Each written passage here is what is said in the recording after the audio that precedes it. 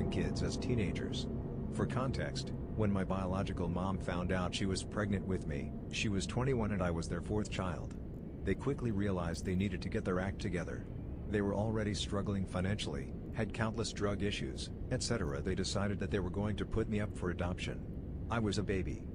I was adopted by a loving family quite quickly, only about an hour drive from the city I was born in. Coincidentally, I ended up returning to that same city for college. My sophomore year, I decided to seek out my biological family. Turns out, my biological parents separated right after I was born. My biological mom is still in and out of jail to this day, but my biological dad was able to start a new chapter. He got clean and sober, remarried, started going to church, and built a legitimate career for himself. He told his new wife about me when they first met, but didn't tell any of his children. My other siblings didn't know I existed. Thanks to the internet, I ended up tracking down his work number and gave him a call. Later on, he said as soon as I said, "Hi, this might be really weird," but he knew it was me. Apparently, ever since I turned 18, him and his wife were waiting anxiously for me to resurface. They knew the day would come eventually. That evening, they sat my siblings down and told them about me. It was difficult at first, but now I'm 25 and me and him have a pretty solid relationship. So turns out my mother was engaged to a guy. He went on a long family holiday to Europe. When he got back, my mom was with his best friend, my father. My brother discovered we had a sister because he was hitting on a girl at the bar and they got to talking about their parents. Turns out we have the same dad. He threatens to kill me whenever I bring it up, lol. My grandfather tried to kill my dad with an axe. Literally showed up to his place of work and went looking to cut him down. And somehow, my unprepared dad fought him off barehanded. So grandpa escaped and came back the next day to finish the job with a gun, but my dad didn't show up to work, so dude offed himself in the parking lot, leaving the bitchiest suicide note ever. I've told the story a lot of times here, but I still can't completely grasp that it and the circus of other poop that surrounded it were real. Hello there, it's the Reddit legend. Make sure to subscribe and hit that bell to be notified when I upload. Enjoy the rest of the video.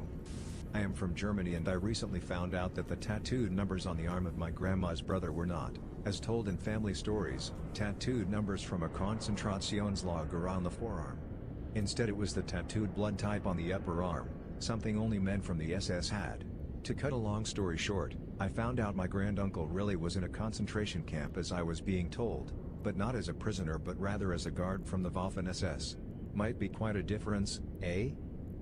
Uncle Joseph is very probably a serial killer, a major suspect for the West Mesa bone collector. He is also convicted as the middle school rapist. One day Joseph was just sort of out of the picture and no concrete answer was given why.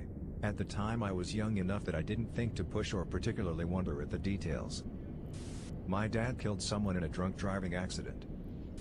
We have a set of plates our family uses only on Easter. My mom always fusses about that they are great-grandmother, pre-World War I family heirlooms. As someone who is interested in this kind of stuff, I looked up the maker's mark. 1940s kitsch, at best. I haven't told anyone because I have my eyes on another set of china, and I want to seem magnanimous when I compromise with my sister to have these. My father had a relationship with my mother's brother. It almost got home kicked out of the Air Force.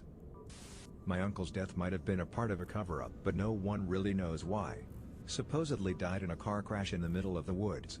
Body was burned beyond recognition and they ID'd him off of a perfectly unburned wallet. Thing is, he had given his wallet to his twin brother the night before. Thought it was BS until I saw both wallets. He was over 21 so no reason to have a fake ID, social security card and the new wallet used a shortened version of his name, example, John instead of Jonathan. The body also was not the right height but the police said that's somewhat common because of the heat of the fire. Also his friend, who was driving, was able to get out completely unharmed. Still no good theories as to why this happened, or if he's even dead. When my grandpa was in the hospital before he died, he would say that his son would call him and even once visited him. The nurses assumed he was his living twin brother and were pretty spooked when told that he wasn't even in town at the time. We tried to reopen the case but police denied the request. Private investigator took it for a week then told us to drop it. Had our house broken into and evidence stolen. I'd go into more detail but that last part scares the poop out of me. It's not uncovered yet, but my uncle killed himself after being wanted by the police. Very well planned out. He planned and paid for his own funeral, got all of his affairs in order, and hung himself. A proud, tough guy kind of guy, too. The type who would think suicide is a coward's way out. Cops must have wanted him for something real bad. One rumor is child molestation or something. My dad was discharged from the military for going AWOL. He had found out his ex from when he was like 15 had his children back then and never told him about it. I have 2 siblings who are twins out there.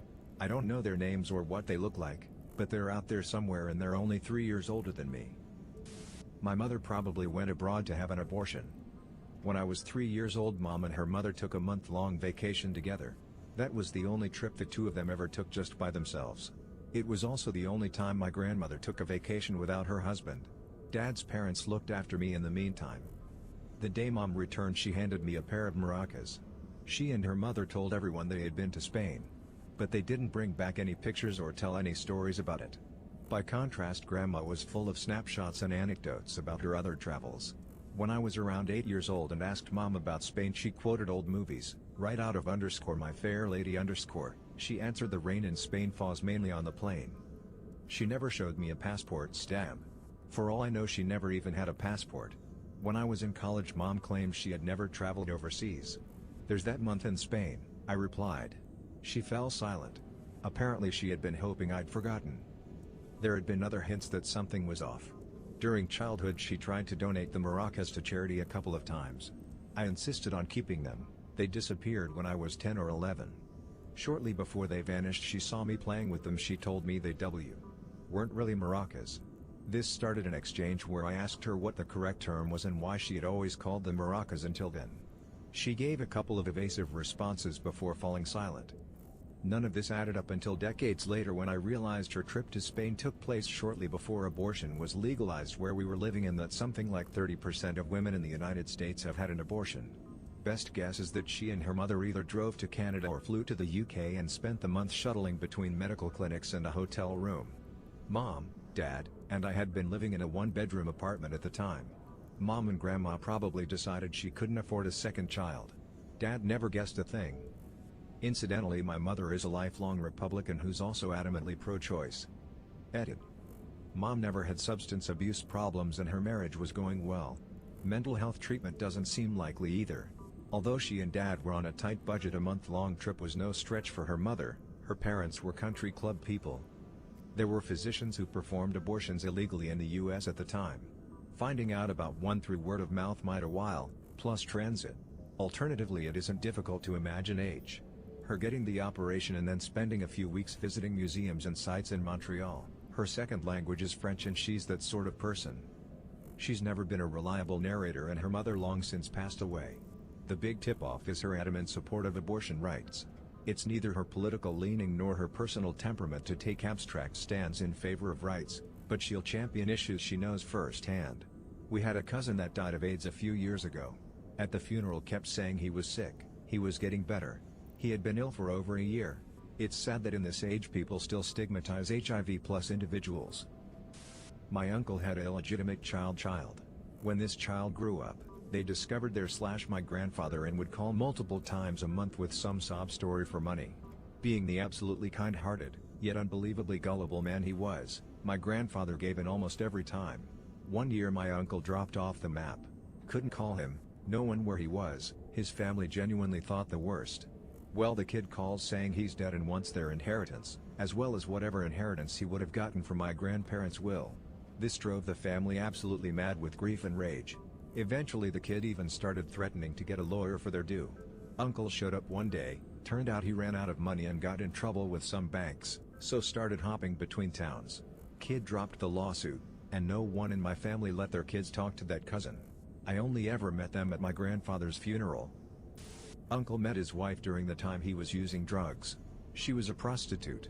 They have 2 kids now and they're great parents. Wouldn't ever guess that they have rather dark pasts. They haven't let it visibly affect them. Before my granddad committed suicide, he was planning to kill every single family member in the house. Grandmom, my mom, my aunt, 2 uncles, few more people. My dad's sister wasn't his sibling at all, it was his cousin, as the aunt was super religious and wouldn't have tolerated a teenage pregnancy, so his aunt gave her daughter to my grandparents and they raised her as her own. Found that out not too long ago. Not that big of a deal. but it was pretty woe-inducing. When I was around 2, my mom's mom was watching my sisters and I while my parents were at work in the city. She refused to let us see our parents for any reason, and we ended up staying with her for around half a year. Turns out our parents were trapped in the city for 2 days because of a horrible snowstorm, so my nanny had gone to the courthouse and said they abandoned us. She took temporary custody of us, and my parents had to wait 6 months to be deemed suitable parents. My dad's brother cheated on his wife with my dad's wife, not my mom, and then killed himself. We were always told it was an accidental death, not suicide. Another, my dad's cousin who is Boomer Mr. Christian, cheated on his wife with several women while on a mission trip in Africa with his church, and filmed it all on the family camcorder in the 90s. Years later he gave the tape to his daughter to watch, forgetting it was on there. My grandpa doesn't know that his dad was hit and killed by a drunk driver. He was like 2 when his dad died and can't remember any of it. The only thing he said was that he thought it involved a truck. I found the article of my great-grandfather's death when I started digging into my grandpa's family tree. I also found that great-grandpa was the result of a teen pregnancy and was raised by his grandparents. I'd tell him, but I'm not really sure there's too much point in bringing it up now. My dad used to mail meth to my stepdad hidden in CD cases. I don't think he does it anymore. Also, when we were cleaning out my dad's old apartment, I found his intercourse toys. That was awkward. I found out at 29 that my dad was actually my stepdad. My grandfather, who died before I was born, beat my grandmother while she was pregnant with my mom, so bad that my mother was born with hip dysplasia. He did other things that I'll never know fully, but I'm glad he's dead. My cousin didn't leave the family for 10 years because of her parents' divorce, like my parents said. She left the family for 10 years because she and her dad got into an argument, and he physically shoved her into a basement, locked her inside, and refused to let her out.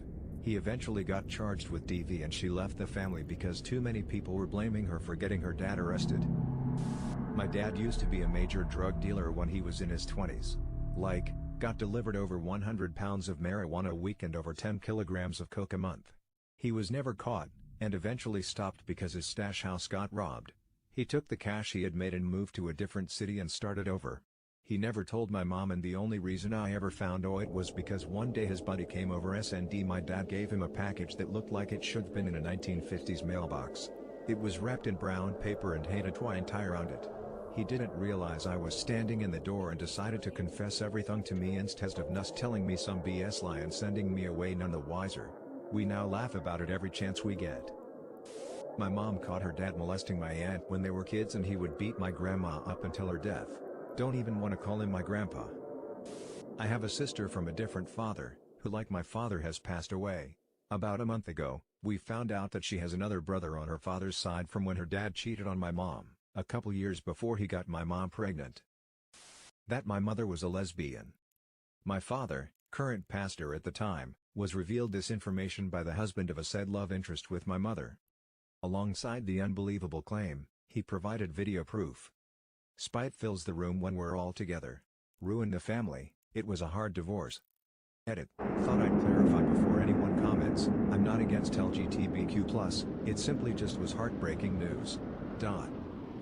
I was always told that my dad left me when I was born, and technically it's still true, but I was told my dad was someone completely different. I got a little suspicious about the whole thing because my cousin, who apparently didn't know the whole cover story, told me that my dad had blonde hair and my mother had black, and that's where I get my black hair, but everyone else told me my dad had black hair. I thought about it and had a little suspicious thoughts about the whole thing, and then what really revealed it to me was I had to use my birth certificate so I could join the military, and the name of my father said Alexander Smith and my last name is Smith, but they all told me that I got my name from a baby book, so that's why my last name was different from everyone else in my family. I then spent a couple days doing research on Alexander Smith and found out that everything added up. He was born in Russia and changed his name when he got here, and I'm 70% Russian, so that makes a lot more sense with that, and what sold it for me is that it said his mother's name was Natasha Kelovich, which was my grandmother's name. I confronted my family about it and they revealed that yes, he's my dad, and they told me what happened. To put it short, after I was born, he didn't want any kids, so he tries to smother me in my sleep when I was just a little child. When he was stopped by my brother and my uncle, he left and they called the police on him. He later returned in the middle of the night and set fire to our house and killed our family dog, and the fire jumped to another house and killed old lady in the process. After that he was arrested and sent to prison for life. He later died in prison. They said they wanted to keep it a secret, so I didn't know my dad was a psychopath murderer who wanted to try and kill me. They were planning on telling me over letter when I joined the military, but I figured that out beforehand. This video was sponsored by Fiverr.com. Whether you're looking for a customized website or a professional graphic designer, Fiverr.com has it all. My personal favorite is the video and animation category, which includes video editing, intro and outros, as well as animation services. To hire a freelancer, visit bit.ly/YT-Fiverr. The link is also in the description. It really helps out this channel in a huge way. Now back to the video. When I was a kid, I knew my grandfather was odd. He'd call me his grandson even when I was wearing a dress and clearly female, but my parents would tell me to ignore it. Then I found out that when my dad was a kid, Grandpa sold my dad's sister Barbara to someone and kept my dad and his brother because he didn't want a girl in the family. My dad found his sister Barbara around the time I was in middle school via calling around to get records. They were reunited. She's my favorite aunt now. No one like Grandpa. Well, Dad's a pedophile and my brother and I were the secret in my mom's family for a while. I imagine that was a fun conversation for her to have, explaining to our half-siblings that hey, you have these older siblings because I used to be married to a piece of poop and then I abandoned them because I'm also a piece of shit. Oh boy, here we go. My family could have been worth millions. My grandpa's father, my great-grandfather, had built a company from the ground up called Johnson Corrugated. We made corrugated cardboard for shipping boxes. Great-grandfather was a major male genitalia when he built the family empire, so we still see him in a good way.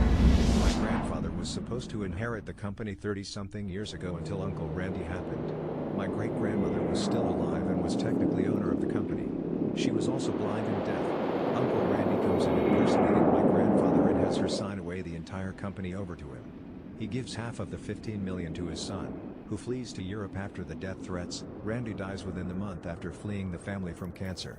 Nobody went to his funeral and we urinate on his grave. Note, my grandpa is 80 and can't retire because he's been fighting this in court for the past 20 years and owes about $300,000 in legal fees. Fuck Randy. I found this out after stumbling into a stack of legal documents in my grandpa's attic. We still don't know where Randy's son is to this day. My aunt was recently arrested. Why? She got pulled over and they found out she had a warrant. She got sent to jail. They found meth in her car. Turns out, a large majority of people in my family are drug users. Also, a ton of the adults in my family are apparently molesting/have molested some of my close cousins and family members.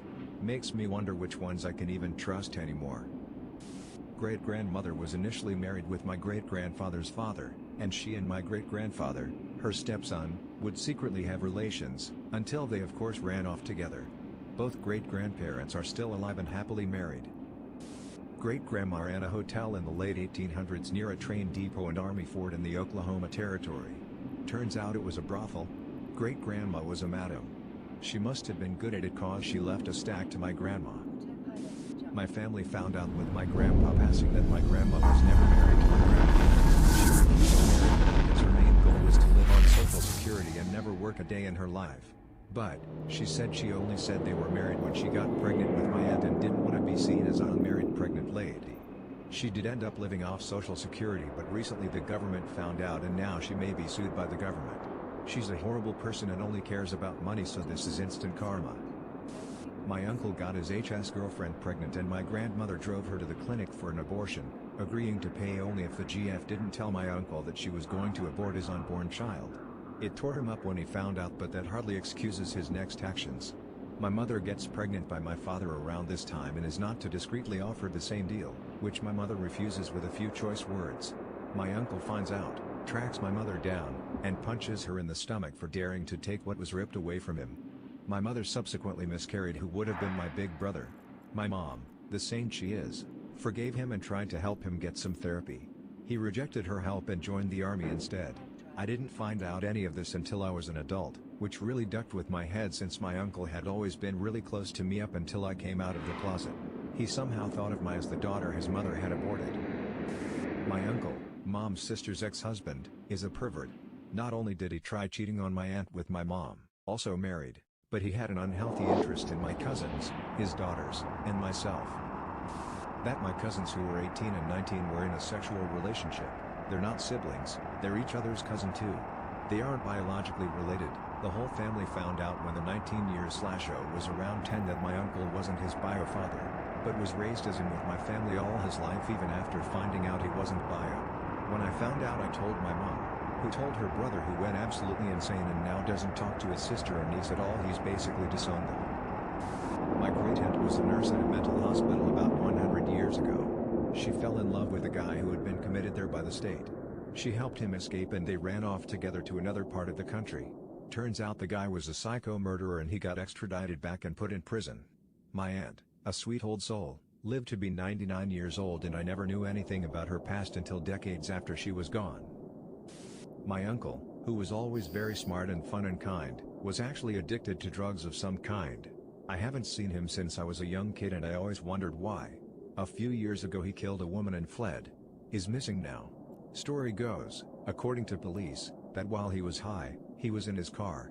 The window was rolled down and a woman, most likely a prostitute and also high, tried to get into his car through the window for some reason. He tried to drive off, but she clung on.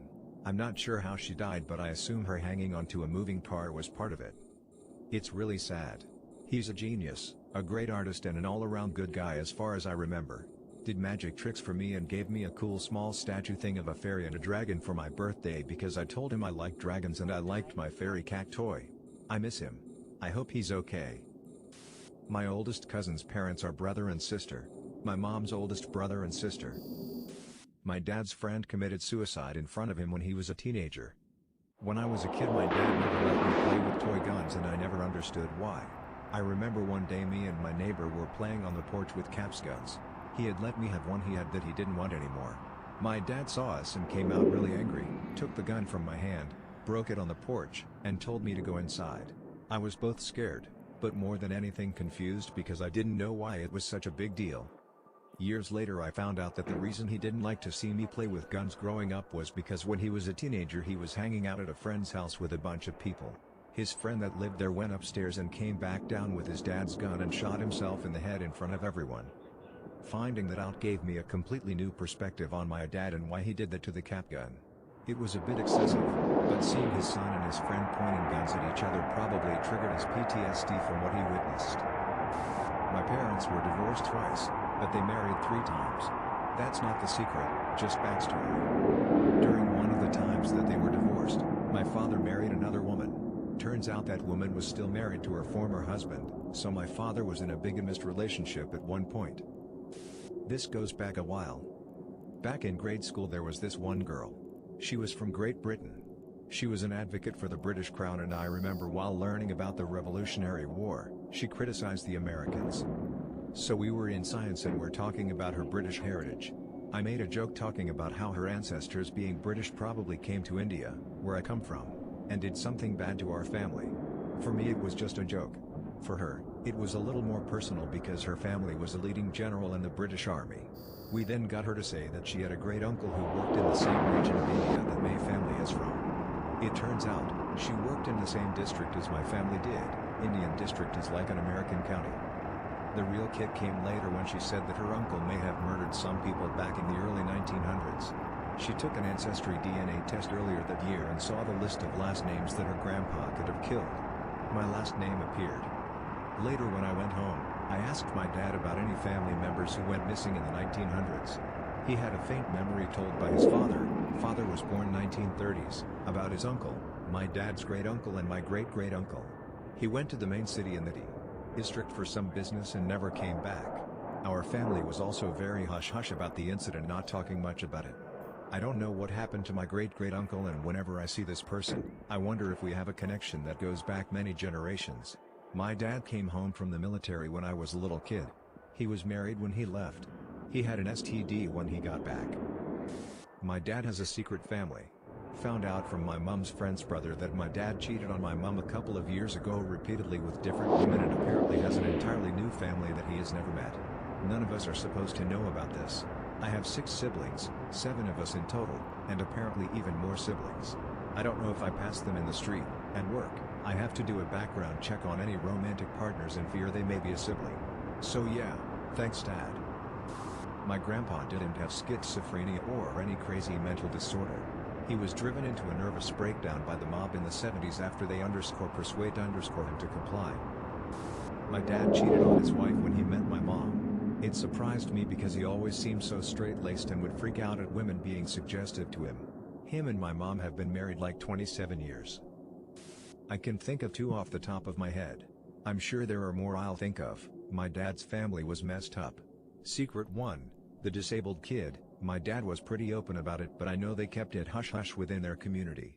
I'd cow it when my dad found out, but he discovered he had an older brother, his parents' oldest child Ron, if I remember right, named after his dad. When Ron was preschool age they were told he was mentally retarded. Horrified, they turned him over to the state and never spoke of him again.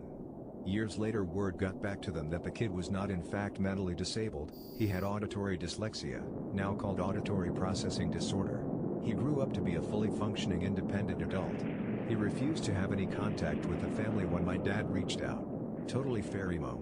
Secret 2, pedophile. The previously mentioned Ron Sr., who disowned Ron Jr., was a child rapist. When they were grown, my dad and his younger brother learned that their father had raped their sister on multiple occasions and threatened her to keep her quiet. She didn't tell anyone until long after it all happened. Later she reconnected with her father, and allowed him to meet and spend time with her children. Not super dark, but my uncle has 4 daughters and has my grandfather's name, so the family would always say we need the son so he can be a John III. He had the vasectomy because his 4th daughter was a surprise in his 40s, but everyone knows him as the girl dad. I'm the oldest grandkid, so my grandfather trusted me a lot growing up. He once confessed to me that he had a son on the side long before he met his wife and got married. My grandpa died years ago and I'm the only one who knows. My estranged father has been living in Thailand for the last 10 years, having intercourse with transvestites/ladyboys. Odds of my blood brother being my actual blood brother are slim. Too much of a long complicated story to type out other than the fact my mom is a hussy. I know I can mess up my entire family with just one suggestion: let's do a DNA kit together. My dad is definitely slightly abusive towards my mom. I had no idea until they were separated and she confided in me about it, and it was shocking. I think the only reason they got back together is because they are religious and view divorce as a serious sin. My mom's sister, my aunt, was married to a man before I was born. He died before I was born as well. My cousin, his daughter, was around 2 at the time. The story everyone was given, including me, was that he died from alcoholism/liver failure. A few years back my mom finally told me that he hanged himself when he was really smashed. My mom told my aunt to not tell a soul, especially her daughter. She is almost 40 now and still has no idea. One night while Dad was very tipsy, I started asking questions about Mom. Mom and Dad adopted my brother and I from different families when we were babies, so they are the only parents we've ever known. My mom would later leave my dad for someone else. I wanted to know about why this happened. Found out it had to do with drugs and money. Dad did drugs for recreation, Mom had to have it, and the guy she was with and my dad were in a competition of sorts over her for a while. Imagine adopting 2 kids with a guy and then leaving him for someone else. I also found out that my mom embezzled a poop ton of money from places and never got caught. Mom is the kind of person who could easily pass a nice gal, and people wouldn't suspect her. Dad also told me that she destroyed a lot of families with her ways/manipulating, but when I asked for details he wouldn't tell me because he didn't want me to think negative of her. My dad is a real good guy who got the bad end of the stick. I found out a couple of years ago my uncle on my father's side is a pedophile. He and his wife were staying at my grandmother's house taking care of her while she was going in and out of hospitals and rehab. We stayed at that house with them for a year without knowing. The house used to be a hub for our family get-togethers, but when he moved in, less and less family showed up and we moved festivities to my aunt's. A lot of the time this uncle wouldn't come to these either. On top of this, we knew he wasn't allowed to keep his granddaughter he had guardianship over because he was an alcoholic and prone to violent acts and DUIs. So we kind of assumed this is why he was estranged. The year my granny died our father told my sister and I the reason he couldn't see her was because she had filed against him for molestation. This was a shock to us considering we had been staying with this man for years and we really liked him, but knowing this it's really hard to even want to be around him. Sadly, but thankfully, we don't go to Oz as much anymore so it's not really a problem. My paternal grandfather was a phallus face, cheated on his wife like it was a job, had so many kids he literally didn't know how many he had. One estimate was about 35 to 40 and this was in the 80s. The youngest one is now 18 years old, the oldest one, my pops, is 64. As if cheating weren't bad enough, he also beat his wife and neglected his two legitimate kids. Thankfully my dad turned out quite well and he's a loving father. Smile. There's a lot of skepticism over whether or not she's actually his kid though. That a woman in my family tried to murder me as a baby using a pillow. Suffice to say that I don't visit that part of my family anymore. My great-great-grandpa was a legitimate child of a Southern preacher. Took us a lot of research to figure that out. They really tried to cover that stuff up in the 1870s.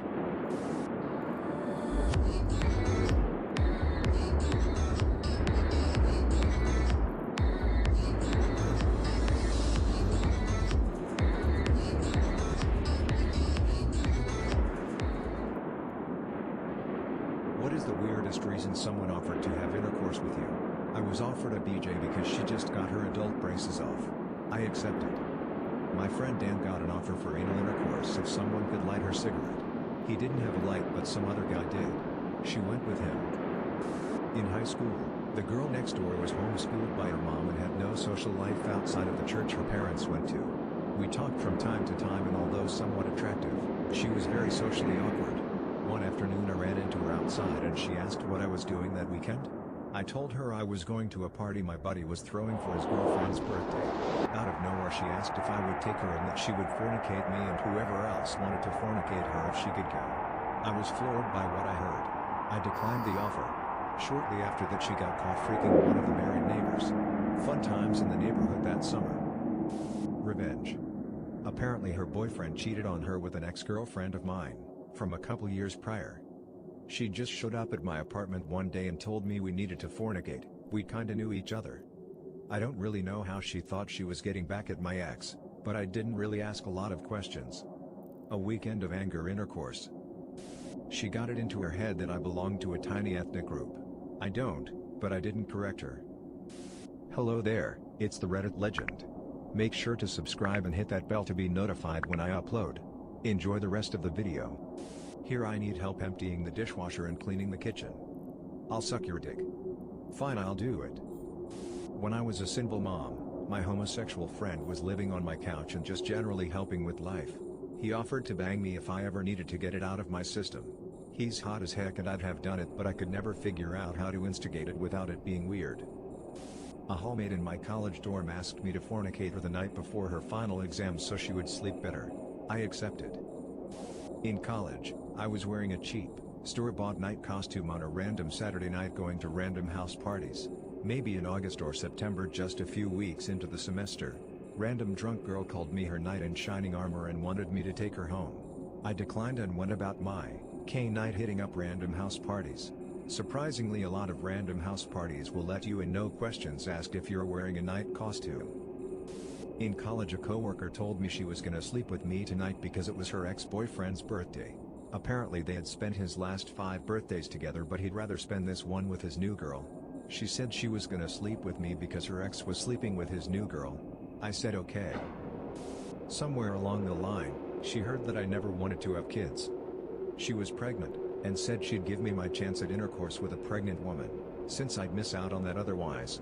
I politely declined, and wonder if pregnant intercourse is something other guys actively seek out. I was spending a few nights at a friend's house. She was doing a fair bit of drinking and we were watching movies. I went to sleep at about 2 a.m. At 3 a.m., she wakes me up out of a dead sleep and wants to fornicate. Her reason? She's masturbating to adult content and wants to masturbate with my semen inside of her. Revenge on a cheating, so I was apparently the convenient choice.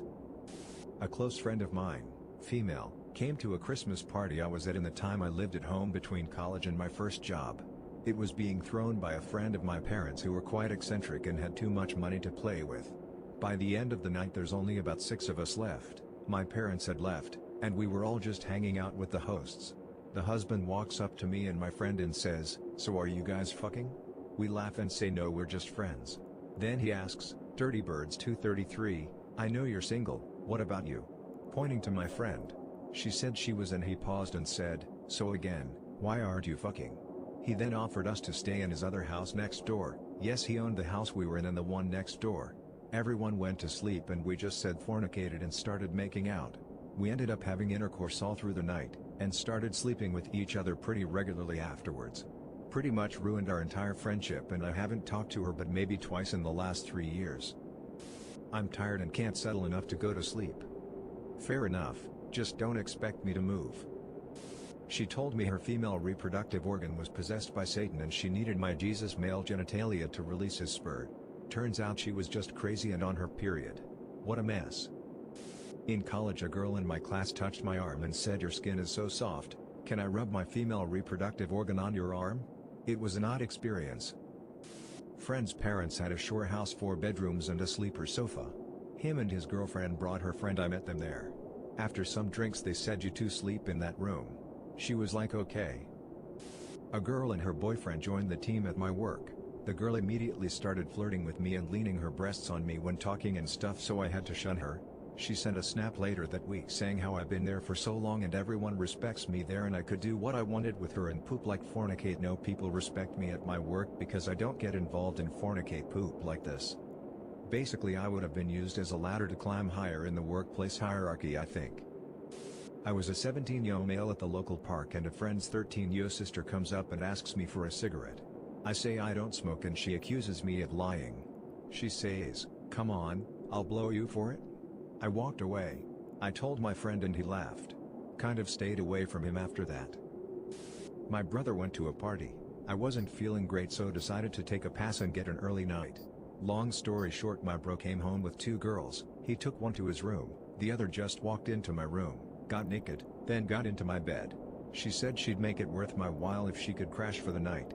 I've been buying him drinks ever since. She was 3 months late on rent. Offered me intercourse in exchange for not evicting her.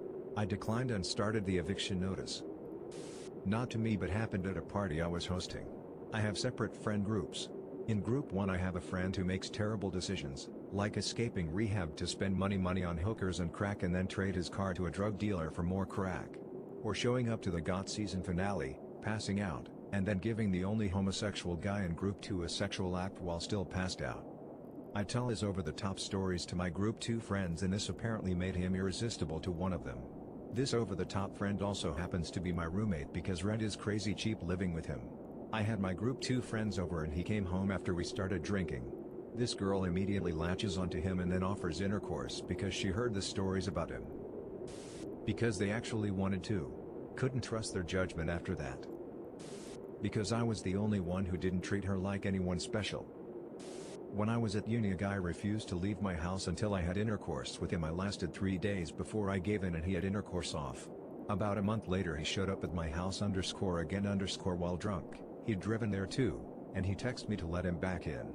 I didn't respond, didn't open the door, and I just hid upstairs in my bedroom until he went away. 13 years later I think back on this moment sometimes and wish I just called the police. I held the door open for her and she was like, "That's never happened to me before. Would you like to come back to my place?" She was very attractive, but I must admit I'm straight, so I declined. We were on the side of a cliff hanging out. She goes, "You wonder how many people ever have intercourse here?" I said, "Probably a ton." She goes, "Wanna fornicate on a cliff?" My response was, "The condom's in my car, you okay to wait here for me to get it?" It was the first time that girl and I ever had intercourse. Because we were married and starting a family. Freaking psycho with her weird fetishes. Got some painkillers in college after my wisdom teeth were pulled. Some girl offered to blow me if I gave her some of them. After we got married, my wife uses intercourse as motivation for everything. Doing the dishes, taking out the trash, not freaking other people, etc. It's darn good motivation. This video was sponsored by Fiverr.com. Whether you're looking for a customized website or a professional graphic designer, Fiverr.com has it all. My personal favorite is the video and animation category, which includes video editing, intro and outros, as well as animation services. To hire a freelancer, visit bit.ly/yt-fiverr. The link is also in the description. It really helps out this channel in a huge way. Now back to the video. Because I was a person who has never had intercourse. She said she loved me. Ha, like I would believe that. They were already having intercourse, one guy, but wanted to get had intercourse by 2. I was in a bar with a friend and a girl overheard me talking with my weird English accent. I'm not native to English. She apparently liked it so much that told me that she was horny and wanted to have intercourse with me. I said no, I wanted to drink and I went there to drink. That is what I did, drink. I also was with a friend talking about music which we enjoy talking about. I preferred that plan really. She liked me skeptical, that was weird AF. We walked into her house and found her dog dead. She said she wanted to fornicate to take her mind off it and calm her down. Because it was my birthday. I had just ended my first relationship where she cheated on me and immediately started dating her ex the next day. Even found out she planned to fornicate him the day we were with my family for a holiday. Her reason? He's taller, light skin, wear black, and his male genitalia was bigger. Well, friend was heading home drunk from the club and crashed at my place.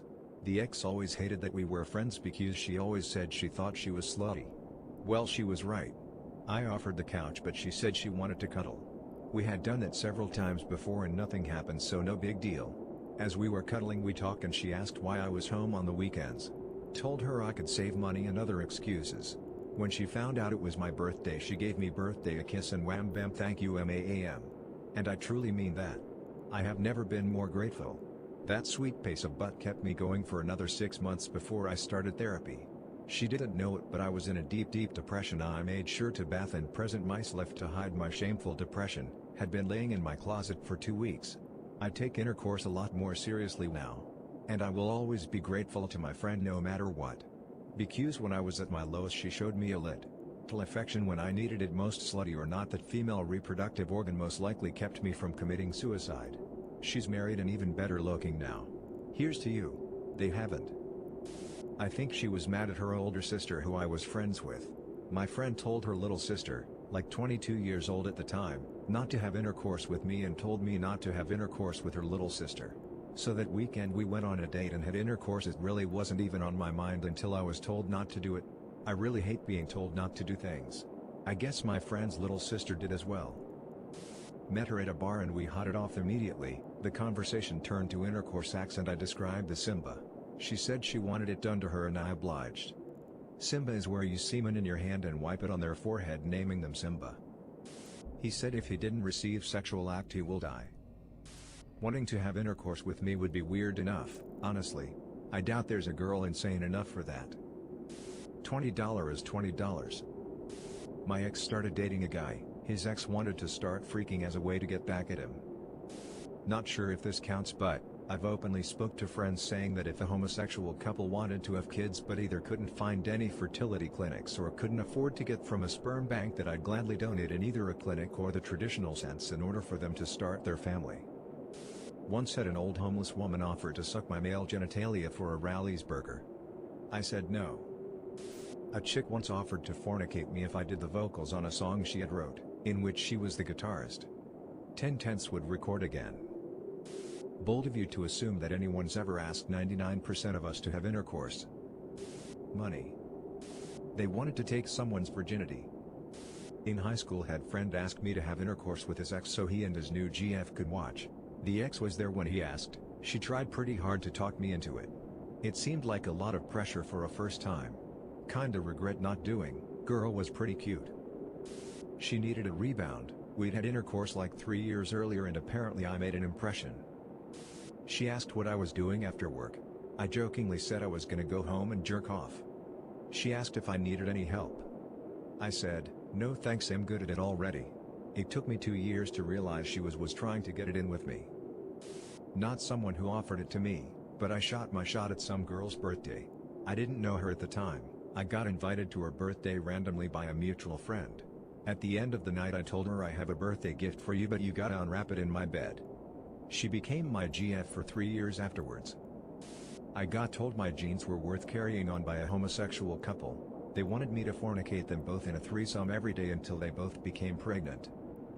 Because they felt that if they didn't, that I wouldn't want to be with them. I told him, he's currently FTM, I don't need that to be happy with him. I'm way too ugly for anyone to offer me intercourse. Truth or dare? In our freshman year of college my now girlfriend requested that if she hadn't lost her virginity by a certain date and time that I would have intercourse with her so she didn't end the year. Person who has never had intercourse. Fortunately, we ended up sleeping together long before that had to happen. A woman stopped me while in my car on the road in front of my house to ask me to give her money for bus fare. I gave her $1 I had lying around. She then asked if I wanted to get nasty and have some fun. I declined, and she clarified that I wouldn't have to pay her or anything. Needless to say, I still declined. So I was Carlos Mencia's tour bus driver.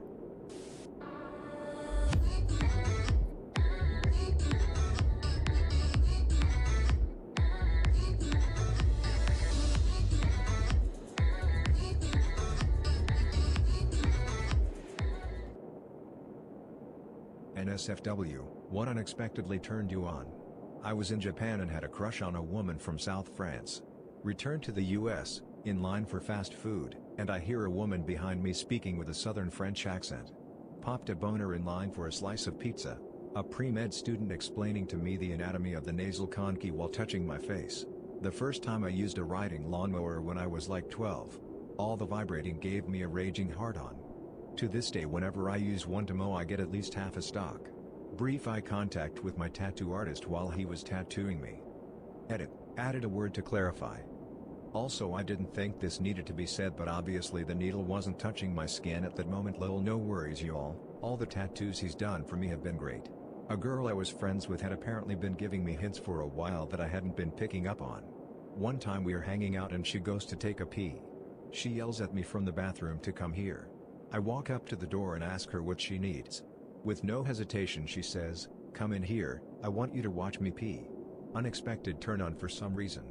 Older women who give off down mommy vibes. Once had an older woman with that short silver fox haircut and a stronger jaw call me a good girl while I was at work because I did something right with her order that nobody else could for some reason. I'm a relatively straight female. Or am I? Well fuck, I'd. When I was at the airport and had like 20k knock in cash and wanted to exchange it to euro. Took me a long time to count, but this bank woman at the airport just took my money. It did some magic with her fingers that went so fast I couldn't believe it, and she knew within seconds how much money I gave her. But more than that, the whole way she acted with the whole transaction was so unbelievable professional. I have never experienced anything like that level of professionalism in my entire life. How could I not be turned on by the most pro woman I have ever seen? That scene in GoldenEye where Xenia Onatopp squeezes that guy to death awoke something in me at a very young age. Bite my earlobe.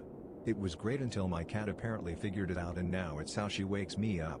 I accidentally Pavloved myself. There used to be this porn I watched with two chicks in it that had no audio other than music by Disturbed. Years later Disturbed came on the radio. I instantly got turned on.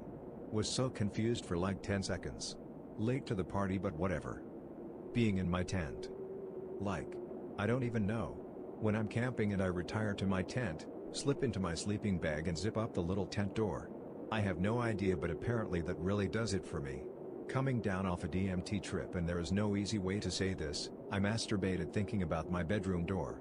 This guy I was seeing called customer service to get a company error corrected. He used the softest, firmest, most understanding tone I've ever heard, and I lost my damn mind. The fact that the guy I likes to be insulted. When I was a freshman in college, an English boy in one of my classes said the phrase "war of attrition" with his English accent, and I had to go take a breather.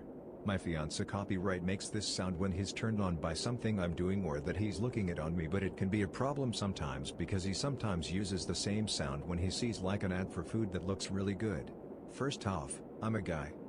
So my high school had a darkroom for a black and white film photography program. I was the only boy in the course. There were about 10 to 15 girls in the class. I was pretty good, and by my junior year, I had been involved in the program longer than any other student. Having so much experience led to me being a good place to go for advice on printing their photos.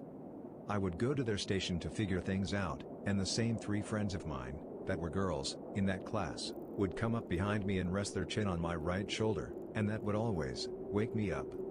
I never expected something like that to send goosebumps up and down my body, and warrant a reaction downstairs, but it happened, and I took it in stride from then on. Scaring people at my haunted house job. I really like having my knees rubbed. I could have an orgasm over it. Edit. I'm a woman for anyone curious. Also, thanks for all the him and references. I totally forgot that Robin Scherbatsky likes this. Since this is also one of my more upvoted comments, I feel a lot better about my weird knee rubbing thing. A couple years back, my girlfriend at the time and I used to have sex while Pandora played. Every once in a while a car insurance commercial would play in the middle of songs.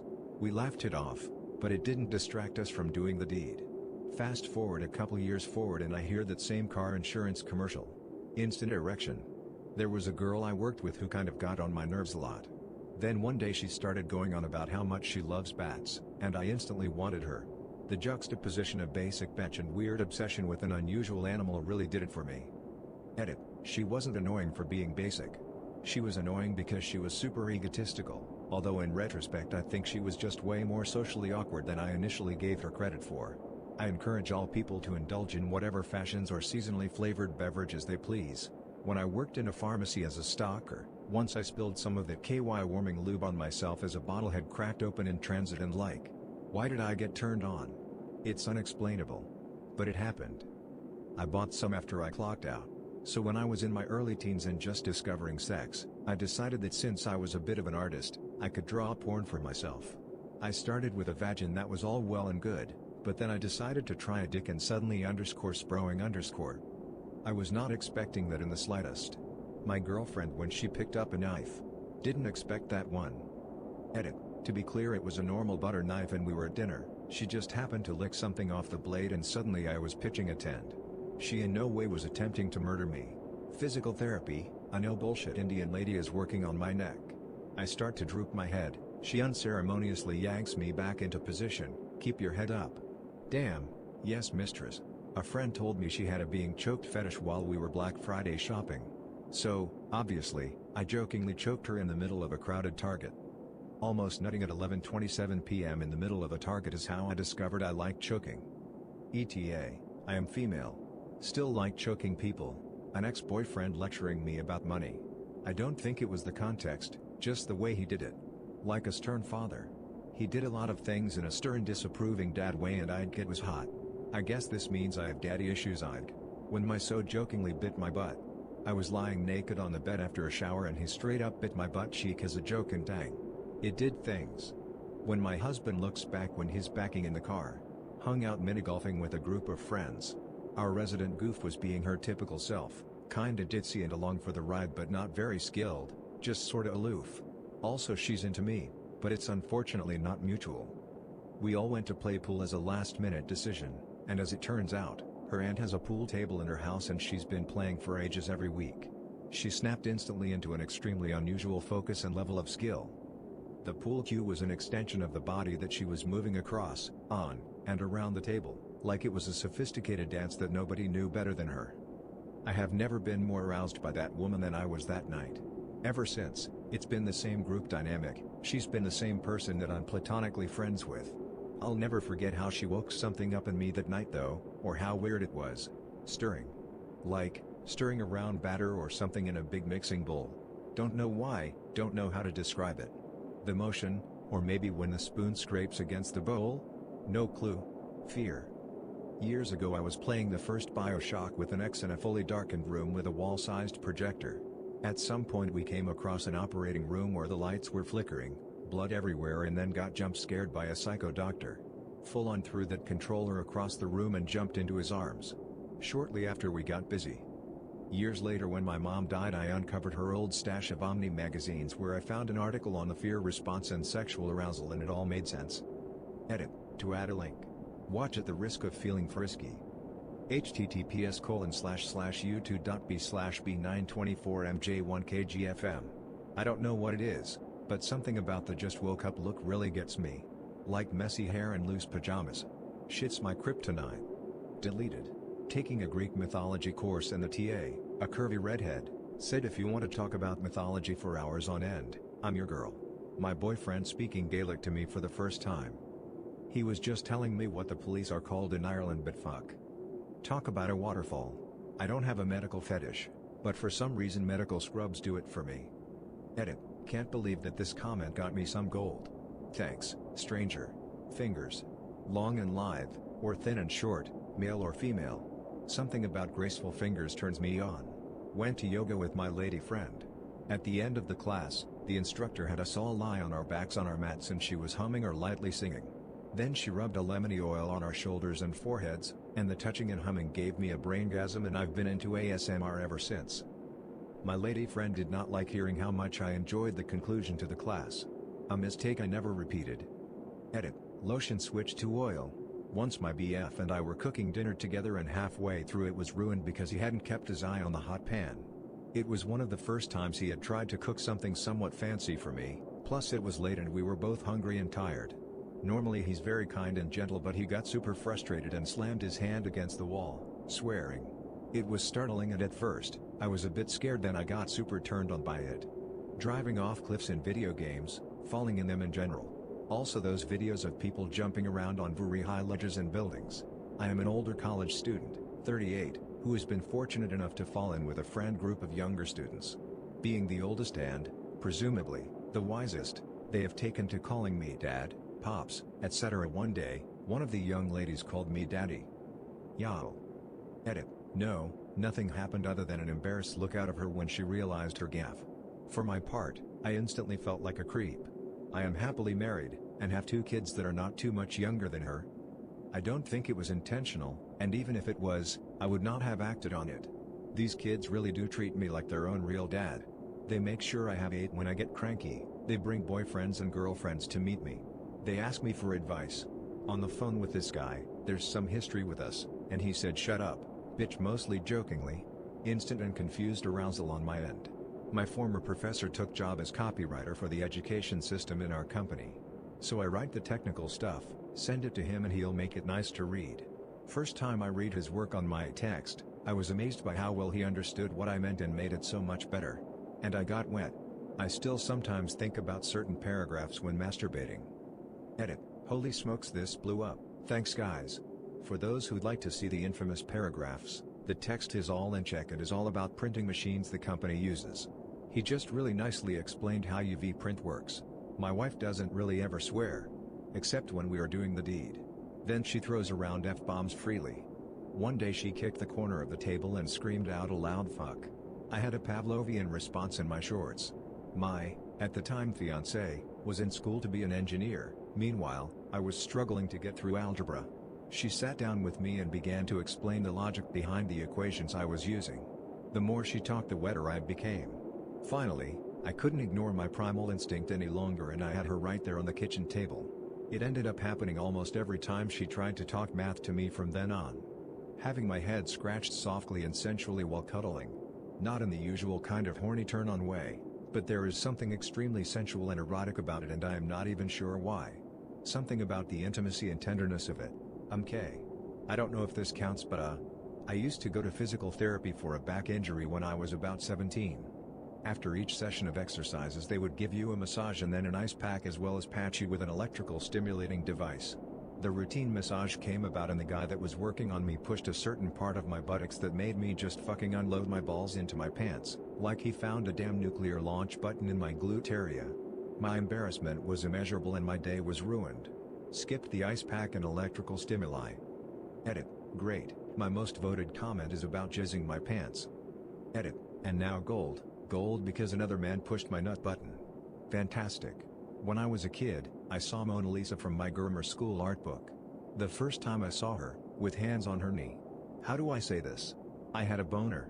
I, female, was doing dishes, and one of male friends who was visiting was watching me from the doorway, unbeknownst to me.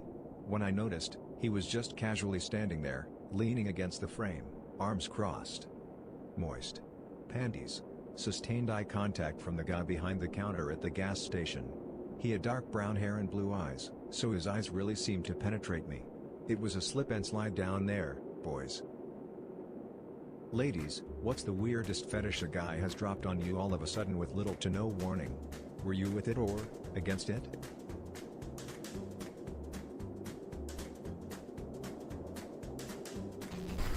Several years ago I was just talking to this guy on OkCupid, we hadn't even met yet, and he asked me if I'd be okay with erotic hypnosis. I was like what, and he sends me a book. However, then he tells me that his last girlfriend and he had gotten into this elaborate fantasy roleplay and somehow decided that they were actually hypnotizing each other, and one night she convinced him she was not real and left him sobbing in a corner. And he wanted to keep doing that. Nope. Nope, nope, nope. Not me. But friend told me a story about one of her Tinder dates. Fairly boring, non-sexual first date convo. She gets up to go to the bathroom, and as soon as she sits back down, dude is like, "So how do you feel about pee play? Like, would you pee on me?" I guess her going to the bathroom was enough of a segue for this guy. Guy told me he likes tall women. Really tall women. Wanted me to dress up and play at being a giantess. We were halfway through our first cup of coffee. One guy wanted me to berate his small penis and tell him how worthless it was. I didn't want to do it, because I have mad penis respect, but I did because I also believe in embracing your kinks. Guy here, but this one confused the crap out of me. I started dating this girl and at first things were normal, but she started picking fights with me and then having angry sex. It got to the point that she literally refused to have sex without a loud shouting match first. It was really hard to break up with her because when I told we were through she thought it was foreplay. Eventually I had to just ghost her. I was dating a guy who confided in me, after I confided in him some of my more ethically ambiguous fetishes, that he wanted us to have daughters and raise them to be our sex toys. No thank you, Adam.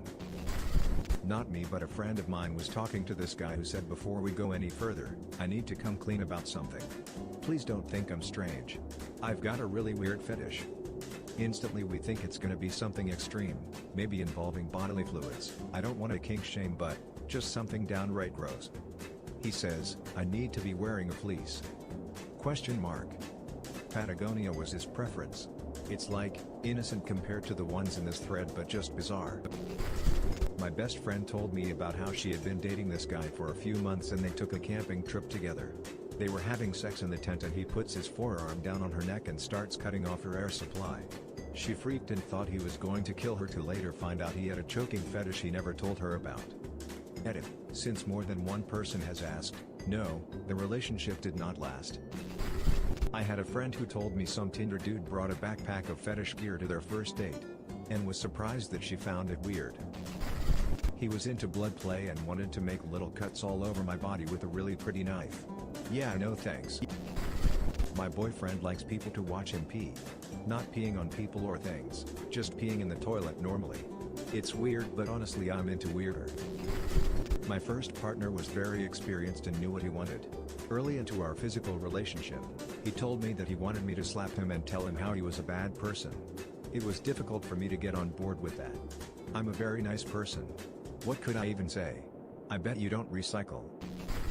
I once met a guy on Tinder who, out of nowhere, asked me if I could fuck his dog while he watched. I was very against it.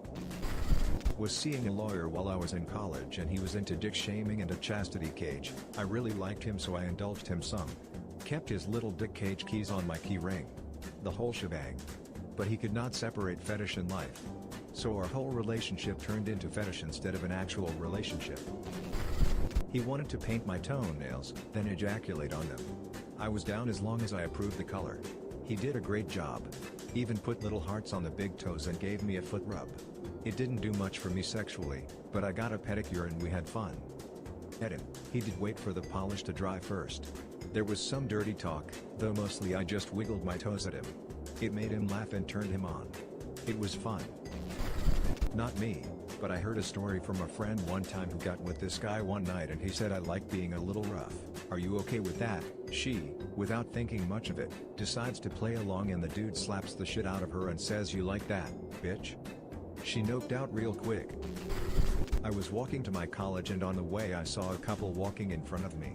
I was late for my class and when I rushed past them I heard the girl say, I knew you were into weird fetishes, but the most I'll do is piss on somebody. Don't even want to know what the boy said. Was talking to a guy online on a dating site, one of those guys that seemed kind of too good to be true. Out of my league, good looking, great job, owned his own home, traveled nationally and internationally once a year on vacation. I figured there had to be a catch. He had a cuckold fetish. I'll give him this, at least he was honest about it early on rather than waiting until I was invested in a relationship. He was also very polite about it when I declined.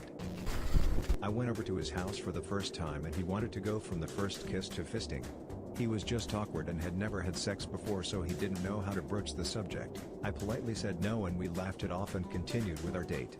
He turned out to be an overall sweet dude and we're still together. Still haven't let him fist me though. Edit. Wow, gold, silver, and 11k upvotes for not getting fisted. Thanks guys. My ex was into poop. I was not.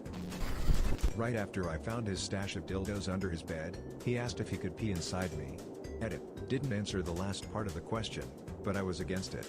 For health reasons and because I wasn't ready for that level of intimacy.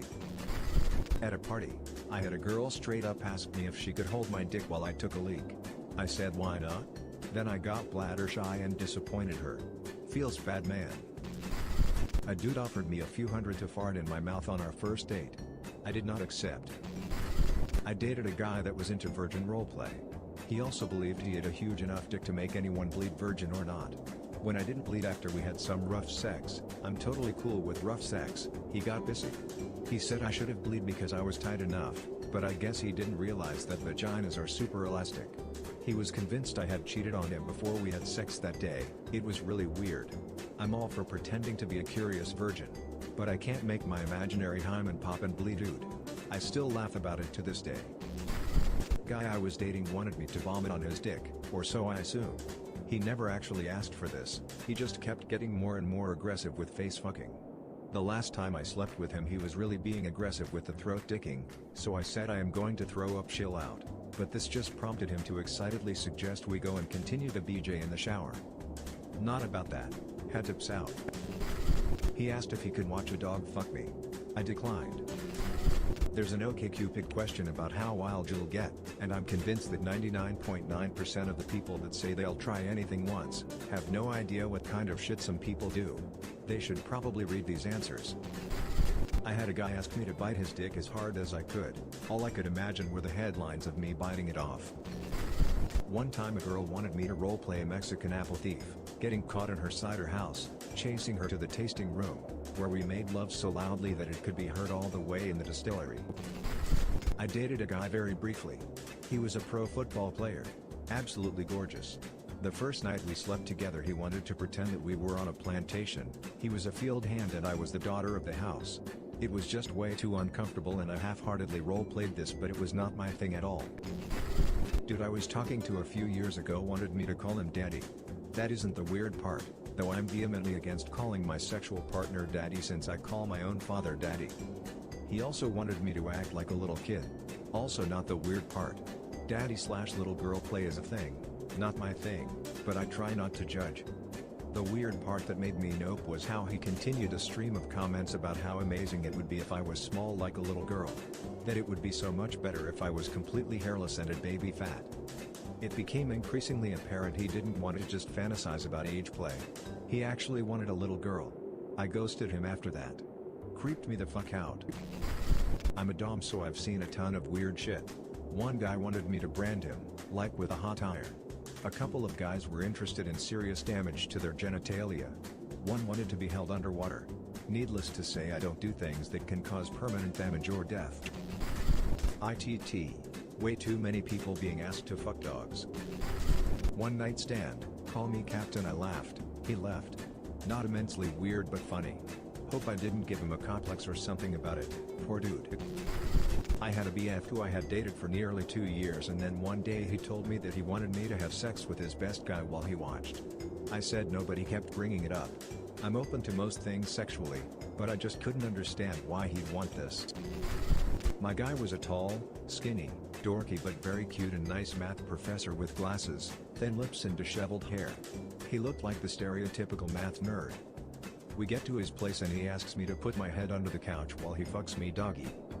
Other requests, asking me to lick the bottom of his balls as he gently slaps my face around, and putting me into weird poses on his couch.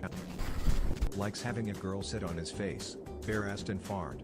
The smellier the better. Another guy said in order to date him, I'd have to be okay with him pissing on my face. Would find it especially hot if I drank some of it in the process. I just want to throw this out there, but after being with my wife of like 10 years she just finally let me lick her butthole last month. Making progress, guys. Edit, after she took a shower, otherwise you. In my earlier years before learning of my own depraved kinks, a co-worker from the movie theater I worked at and I were making spanky when he suddenly whipped out a belt. I looked at him and said, hey, what are you going to do with the belt? He just smiled and said, it's okay, it's my work belt. For some reason, the fact that it was the belt he wore to go serve people popcorn and made my brain suddenly accept its lewd use. That was the first time I got into bondage, and it's been a fun ride since. What's better is the guy's name was Kyle, and he not only longboarded, but drank 3 monsters a day. Keep being rad as fuck, Kyle.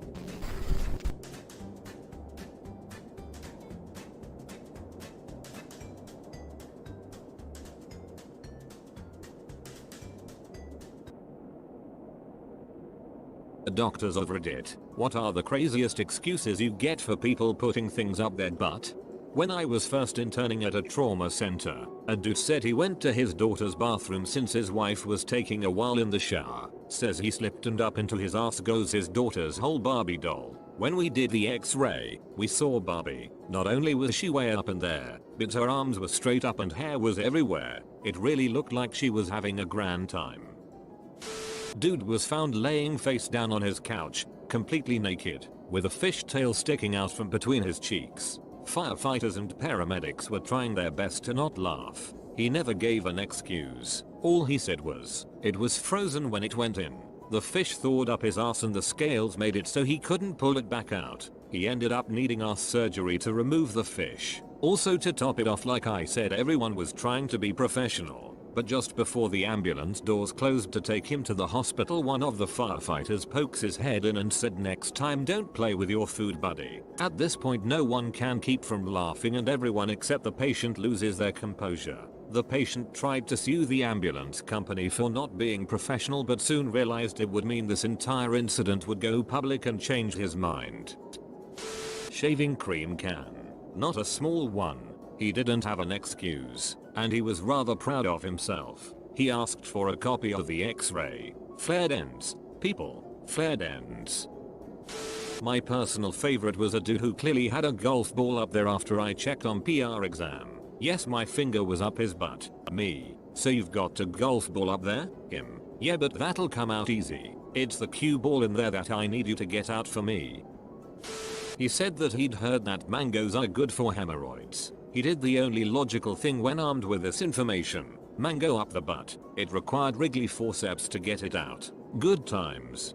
At least he admitted to putting it there. That's a step in the right direction. Not a doctor, but an amusing story nonetheless. A friend of mine was downstairs in her living room watching TV after putting the kids to bed. Her young son suddenly appears at the top of the stairs and starts calling for her. She asks him what's wrong and he proceeds to say, "Mummy, I wasn't sure whether to put the Lego up my willy or up my bum. So I put it in my bum, but now I've lost it. A choice no one should want or need to make." Fortunately, after a quick trip to hospital he passed the Lego and no harm came of it, and his sister was bribed not to tell her school friends with copious amounts of ice cream.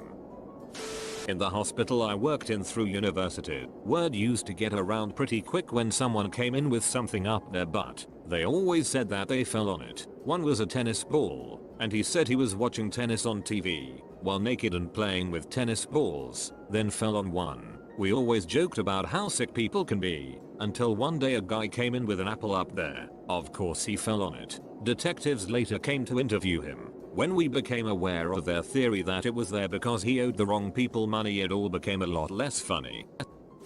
Not a doctor, but we did have a guy many years ago with a butternut squash lodged in his rectum. No excuses. His fetish was well known as he was a frequent flyer. What's the diameter of his butthole? Obligatory, not the butt, but the urethra. Used to have a repeat offender who would make frequent visits to our. He used to like to stick things in his dong. Pencils, pens, straws, etc. The last time we saw him he had inserted 1/2-inch drywall screws into his urethra, manually, with a Phillips head screwdriver. He kindly brought the screwdriver with him, just in case we didn't have the right tools. After surgery to remove the screws, he wound up with a suprapubic catheter. Lost track of him after the screw incident. He never complained of pain, was always polite and thankful. Just a weird fetish, I guess. And yes, he was referred to psych many times. My ex-girlfriend is a nurse in a +E, the British version of the year, and she came home with all sorts of weird and wonderful stories. One that stands out is of a guy that came in with a rubber snake firmly lodged in his beige daisy, like whole way up there, nothing dangling. He apparently had some pretty weird friends who made him shove it up there as a forfeit during a drinking game. Okay, alcohol makes you do some weird crap, but this guy, and his brother's rubber snake, survived the incident. Another nurse eventually got it out of him that he had tried again at a later date. I guess it awakened something in him, and liked the feeling, so kept slithering it up there with the intention to pull it out. I guess like some anal bead type thing. But he got it almost the whole way, and his ass did that weird winking thing. and it all went inside, almost never to return. This all happened in Scotland, strange people, and I guess very open to sharing. Father is a surgeon. Here are some of my favorite dinner time tales. First story he told me was pretty funny. Guy came in with a whole wrapped Pepperidge Farm summer sausage stuck inside. Dad said basically they just needed to attach a clamp to the knot on one end and slowly pull until it eventually came out. Turns out this happened the night of the hospital Christmas party. So before the party, Dad runs to the Pepperidge Farm booth at the mall and buys another sausage. Upon arriving at the party, he found the doctor who attended the procedure and proceeded to rant about people wasting such a great product and started slicing off pieces of sausage and eating it. Also, the story of the guy with an entire set of billiard balls up his ass. They came out in numerical order, so the guy obviously took his time and didn't ignore the small details. People are weird. Not me, but my friend told me this story. When she was a med student, working in the hospital, a male patient came in complaining of stomach pains. Apparently, he was moving very carefully, because she determined that he likely had something in his ass. When they did an X-ray, they saw a stack of Legos in this man's colon, complete with a little Lego person at the top, with his little Lego arm sticking up. She called me on her break to tell me about this, and about how she could never look at Legos the same way. I got her son some Mega Bloks for his birthday shortly after this. It's always I've never done anything like this before, or I met a girl last night who talked me into it. Like, no dude, you don't just go from never doing it before straight into peeled mango followed by a 12-inch rubber dong folded in half. You just don't go from zero to mango.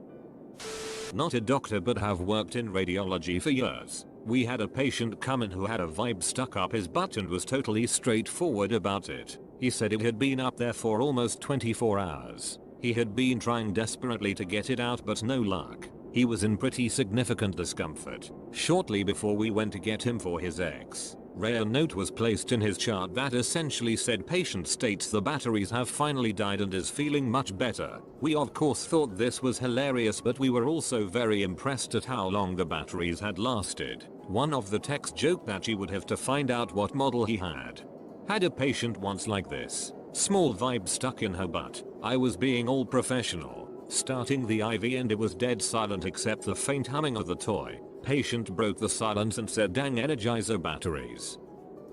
So my mother is a radiographer. She once x-rayed a guy who had an entire, unbroken light bulb up his ass. His excuse was that he was putting cream on his hemorrhoids when his dog ran into his legs and he fell backwards onto a lamp. It was taped to a stick, and when they removed it, it had a condom over it.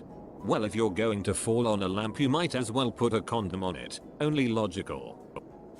Not my patient, but one of my colleagues told me a story about a guy who came to the OR with a cucumber lodged in his ass. He told them he was gardening and fell down onto a cucumber.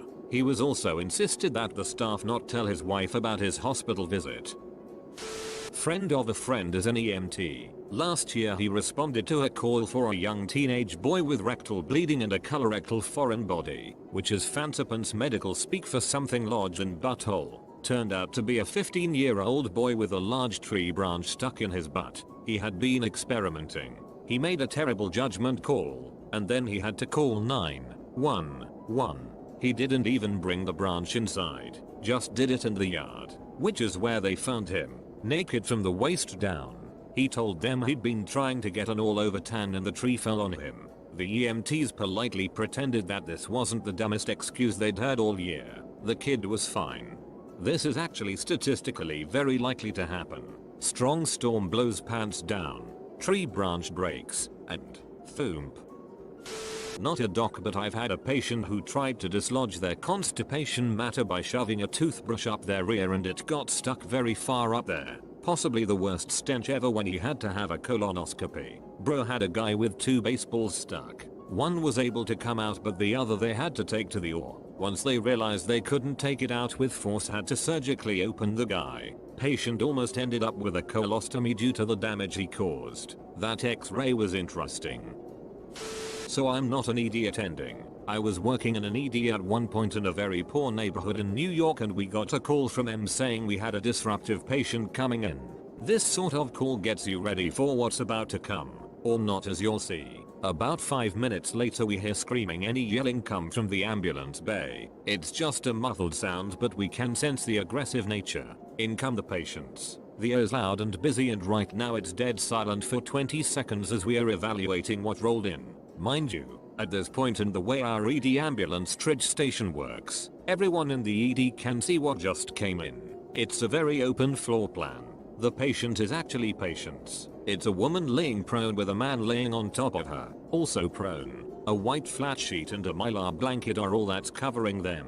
They are screaming, and I mean unholy language and anger. I honestly don't remember most of it, but I remember that it was one of the few times I think I understood why cursing was invented. There just aren't words yet for some things. So we get them into the room and uncover them. He apparently forcefully inserted himself into her anus and she clamped down with pain. He was well endowed so it was much harder than you'd imagine to remove himself. The lube, which we think was just spit, had dried. Now the woman really looks like she's in agony. She's got tears, but she's also a dervish of anger. She's laying super still though and every time he moves she's got nuts. So the attendings, really cause we had surgery. GI and the rest of the ED staff consulting on this, decide he would sedate the woman and hopefully relax her enough to remove the man.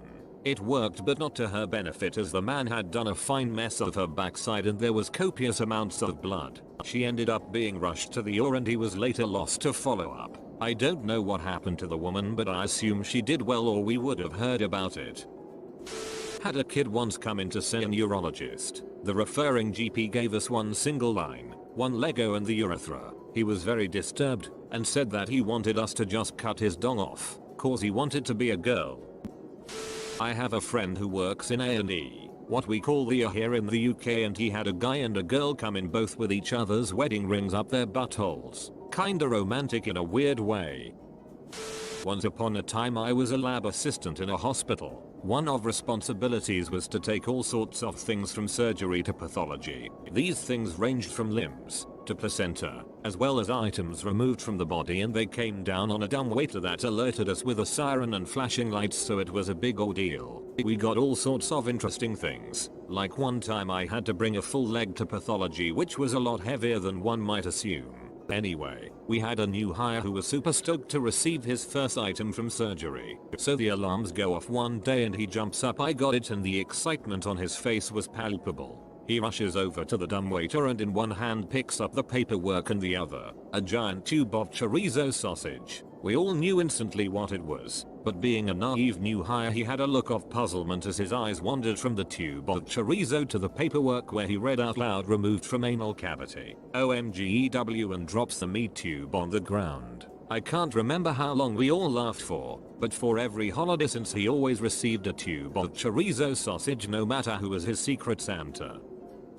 Friend and a nurse told me of a time that a man in his 30s comes in to have a glass dong removed because the stopper passed the Rubicon, so to speak. Dude had nothing to hold on to for safe extraction. Dude said, "Oh, haha, it was my wife's idea. Last time I'll let her try that on me." He was dropped off at the by another man. I work in the air. Guy came in with a light bulb up his ass. Didn't really say how it got up there. You could see it on the x-ray of his pelvis quite clearly. He just told us that he was at a party and mistakes were made. Trouble is, this party ended 3 days before he decided to come in. On the upside, the doc got it out safely in one piece. That thing was frickin' huge though. It was the typical round light bulb shape, only bigger. As soon as it came out, that guy proceeded to have one of the most epic and smelly 3-day overdue dumps ever. Not an doc, but I once consulted on a rubber dong that was lodged in the sigmoid colon. It had literally gone round the bend, which is why the guys needed help. Long story short, we had to scope the patient, camera up the ass. Their excuse, they got drunk and fell onto it. This story isn't that crazy until I tell you the guy was 30 years old, and his devout Christian parents had to come and pick him up because he couldn't drive after we'd finished his procedure. The dong wasn't the only thing that came out that day, if you know what I mean. Medical personnel of Reddit, what was the most uneducated statement a patient has said to you? X's mum recommended I stop taking my antibiotics because antibiotics are bad for you. They kill your antibodies. of people who think I am taking their vital signs at 4 AM to make more money. No, you just had open heart surgery 12 hours ago. It's kind of a serious thing. A year ago, before my grandmother died, when a nurse would come in to take her vitals, my grandmother would put up such a fight because she thought the nurse was actually stealing vital signs from her as if they were a tangible object. A mother requested a maternity test for her child. Not a paternity test, but a maternity test. She was convinced that her husband put another woman's semen in her when she was sleeping. You read that correctly. I just remembered a second story. This girl came to the pharmacy to return her birth control. I asked her why. She said she got pregnant. I asked if she took it every day. She said, number. On the days I didn't feel like taking it, I made my BF take it. I couldn't believe the stupidity. I made them answer a bunch of questions until they realized how stupid they were. My friend has just graduated as a doctor and did a placement in Cape Town, down in South Africa. Apparently things get a little crazy on Friday nights, and one night they had a guy come in, presumably in an ambulance, with an axe lodged in his head. The patient didn't survive. A few hours later another guy came in and asked if he could get his axe back. They said, certainly sir, wait right here, and called the police. Walked into the local detox one night for a seizure and find a male flopping himself around on the floor while some disinterested nurses watch. I give the universal greeting of M's. Watcher got before the nurses can answer. The patient looks up at me from the floor and says, hey, man. Down here. I'm having a seizure. Then he goes back to flopping. Time to start an IV. Pick a number between 13 and 15. Drawing blood. I had an older woman say, wait, you're going to put it back, right? Number. I'm not. And she freaked out. She didn't know the body will replace it. Once had a patient who was prescribed an inhaler for his cat allergy. He came back a week later saying he was none the better. Turns out he was spraying the inhaler on his cat. When I worked in the Canadian Rockies, we had an incident where a mother sprayed her kids with bear spray as they thought it was a repellent like. As part of your credit card's reward program, there's a 5% discount applied to your hotel room. Hey there, Mr. Reddit here. Welcome back to another episode of r/Entitled Parent Stories. Today we have a very special episode for you, a compilation of some of the greatest entitled parent stories we read over the past year. So sit back, relax, and enjoy a few hours of the most entitled parents you've ever heard of. And by the way, Karen assured me that if this video gets 1,000 likes, she won't try to speak to anyone's manager for an entire week. So please smash that like button. And if you're new, subscribe and turn on notifications for new stories from Reddit every single day. And become an official member of the Re-Army today, and I'll give you a shout out in an upcoming video. r/Entitled Parents. My former entitled theater teacher tries to get me to give her a discount because I taught you so much, so you at least owe me this much. Hello again. I saw my entitled granny story be told on Mr. Reddit's channel and was super happy, so thanks for the smile. Oh, thanks, Hatter Hair. I'm glad to hear that. I have another story, but this time of a former teacher thinking that she could get a discount from me at a beauty supply store. A little backstory. This teacher, I'll be calling Miss Banks, was my theater and piano teacher from sophomore to senior year of high school. Now, Miss Banks wasn't a nice lady. She was the director of the school's show choir. Think Glee, but on stage. And if you weren't a part of her group, then you were nothing to her. I wasn't in that group. Because of this, I was placed in ensemble and acted as a stagehand for a lot of our theater productions, even though I heard her speak with the other music teachers about how good of a singer I was. I didn't really care though. I just liked being in plays. She would praise only her show choir students during practice and yell at any other students for not putting in enough effort into their craft. The last day I was in her piano class, she refused to let any of her students use the practice room and forced us all to sit in her classroom until the end of class. I sat against a wall that had mirrors against it and played on my Game Boy until I noticed something going off. My rear was very cold. I somehow had found a loose piece of glass on the mirror and ripped a giant hole in my pants. Thankfully, I had a hoodie to wrap around me. I went to Miss Banks and explained what happened, hoping she would at the very least remove the loose glass piece from the mirror. But instead, I got this. You stupid girl! You broke my mirror with your fat butt! I was a 5'3", 100-pound lanky sack of potatoes. Instead of letting me go to the office to call my dad to bring me a new pair of pants, she made me sit in her room and do nothing. After the class was over, I ran to the bathroom and cried of embarrassment. The year after I graduated, I heard from a friend of mine 2 years behind me that Miss Banks was discovered to have been stealing money from the school fundraisers to help pay for her daughter's pageants. She was quickly fired and wasn't able to find work for years. Now, on to the actual story. Our cast. We've got Miss Banks, our sticky-fingered entitled teacher. Miss Banks' daughter. She seemed like a pretty nice person, actually. My manager, the giggly, upbeat girly. And me, Daria in real life. I was about 22 at this time, and I worked at a beauty supply store. I was a cashier since I hated talking about makeup with the customers. I was wiping down the counters when Miss Bank walked through the doors with her daughter. The moment that I saw her, I knew something was going to go down. Miss Banks looked like she was already on the attack, and her daughter didn't look too happy to be here. My manager was like, "What's up, Hatter Hair? You remember Miss Banks?" We both went to the same high school together. "Oh yeah, I did see her by the curling irons. Keep an eye on the security cameras." I nod, and manager begins to patrol around the store. I look at the monitor we had up front and watched as Miss Banks and her daughter looked around. Miss Banks stomping her feet. I would occasionally look at the cameras to make sure they weren't stealing anything while doing my duties and checking out other customers when Miss Banks finally got in line. I couldn't hear what she was grumbling about over the sound of the 2000s pop music coming from the speakers, but the people around her scooted as far from them as they could. When Miss Banks got to the front of the line, her face was bright red. This store is way too expensive, and there's no parking. We shared a parking lot with a gym next door. "I'm sorry to hear that, ma'am. Do you have a loyalty card?" Yes, She took a good hard look at me. You were one of my students, weren't you? "Yes, ma'am. A few years ago." Oh, good. That means you can help me. Help you with what exactly?" Miss Banks pulls out multiple coupons from her large battered purse. I want to get this curling iron with these coupons. I take a look at each coupon. All expired. "I can't use these coupons, as they are all expired, but you can use your loyalty points to reduce the price." Miss Banks rolled her eyes. No, I want to use these coupons.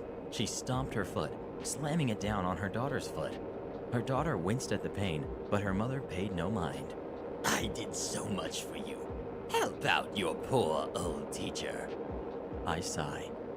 "Miss Banks, even if these weren't expired, I would only be able to use one coupon per company policy." Her daughter was like, "Mom, let me pay for the curling iron, okay?" No, I don't need people seeing you paying for stuff like this. I'm your mother, and I should pay for it. She turns back to me. Now, are you going to help your teacher or no? I push the button under the counter to signal the manager, and it makes a bright, happy chime through the store. "I can do what I stated before and nothing more. If you would give me your loyalty card, I can—" No, I taught you so much, so you owe me at least this much. My manager comes up to the counter. "Is everything okay here?" This girl won't help me and is trying to rip me off. I demand she uses my coupons or else. Manager proceeds to look at the expired coupons and slides them off the counter into the trash can below. "She did her job correctly by not allowing these to go through. Please either use your loyalty points or pay the full price of the curling iron." Miss Banks is very angry at this point. Seeing that she wasn't going to get her way, she stomped down on the floor again, but this time I heard the faintest of cracks. Her daughter is now crying. Her mother stomped down on her foot again and broke one of her toes. Now look what you made me do. My daughter is hurt because of you. She points to me. My manager's like, "I'm calling the police." Miss Banks freaks out at the mention of police. Guess she's had a run-in with them before, and tries to run out of the store, but her daughter holds onto her arm. She pulls and pulls, but her daughter keeps her in place, still sobbing over the pain. I quickly run to the back room and grab an ice pack we kept in the mini fridge and hand it to her daughter as the police arrive. My manager explains to the police, mall police actually, about what was going on and how we may need an ambulance. Miss Banks is screaming this whole time about how ungrateful I am and that I don't respect my elders. I look her dead in the face and say, "How does it feel to be embarrassed like this? To have to sit on your fat butt and be told no?" Her eyes widen as she seemed to remember who I actually was. She tries to say something, but instead is dragged off by the police while her daughter iced her broken toe. I haven't seen her since. Next we've got entitled father tries to take my drawing tablet because his son is better at art. Hey Mr. Reddit, just in case you read this story happened a few months ago, and watching you just made me remember it. I did paraphrase some of this. Too long didn't read at the bottom. So I do art for fun, and I'm finally getting kinda sorta decent. So a while back, me and my family flew somewhere for some reason, which I can't exactly remember, and we all got split up because we were flying on standby. My mom's a flight attendant. So while I and my dad were waiting to see if we would get on the plane, I was doodling away on my laptop, drawing my sister's Dungeons & Dragons character. My dad stood up to talk to those ladies in front of where you would board and get your ticket scanned, leaving me with our 2 bags and my laptop.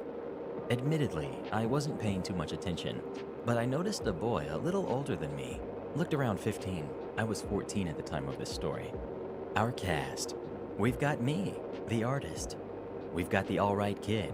He wasn't too bad, but a little entitled. We've got the entitled dad. And we've got the old savior. Thanks, random old man. Alright kid was like, "Whoa, that's pretty cool." He began watching me draw while he was plugging up his phone. "It's not that great. Thanks." "I draw too."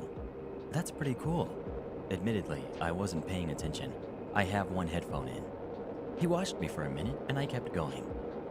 "Can I try drawing on your tablet?" I assumed he had his own. For the record, this is a cheap tablet. Don't you have one?" "No. So can I try drawing on yours?" Now, any artist knows that their drawing tablet is their baby. And although I'm getting a nice new fancy one with a screen in a month for my birthday, and even though I knew that back then, I didn't trust this random guy.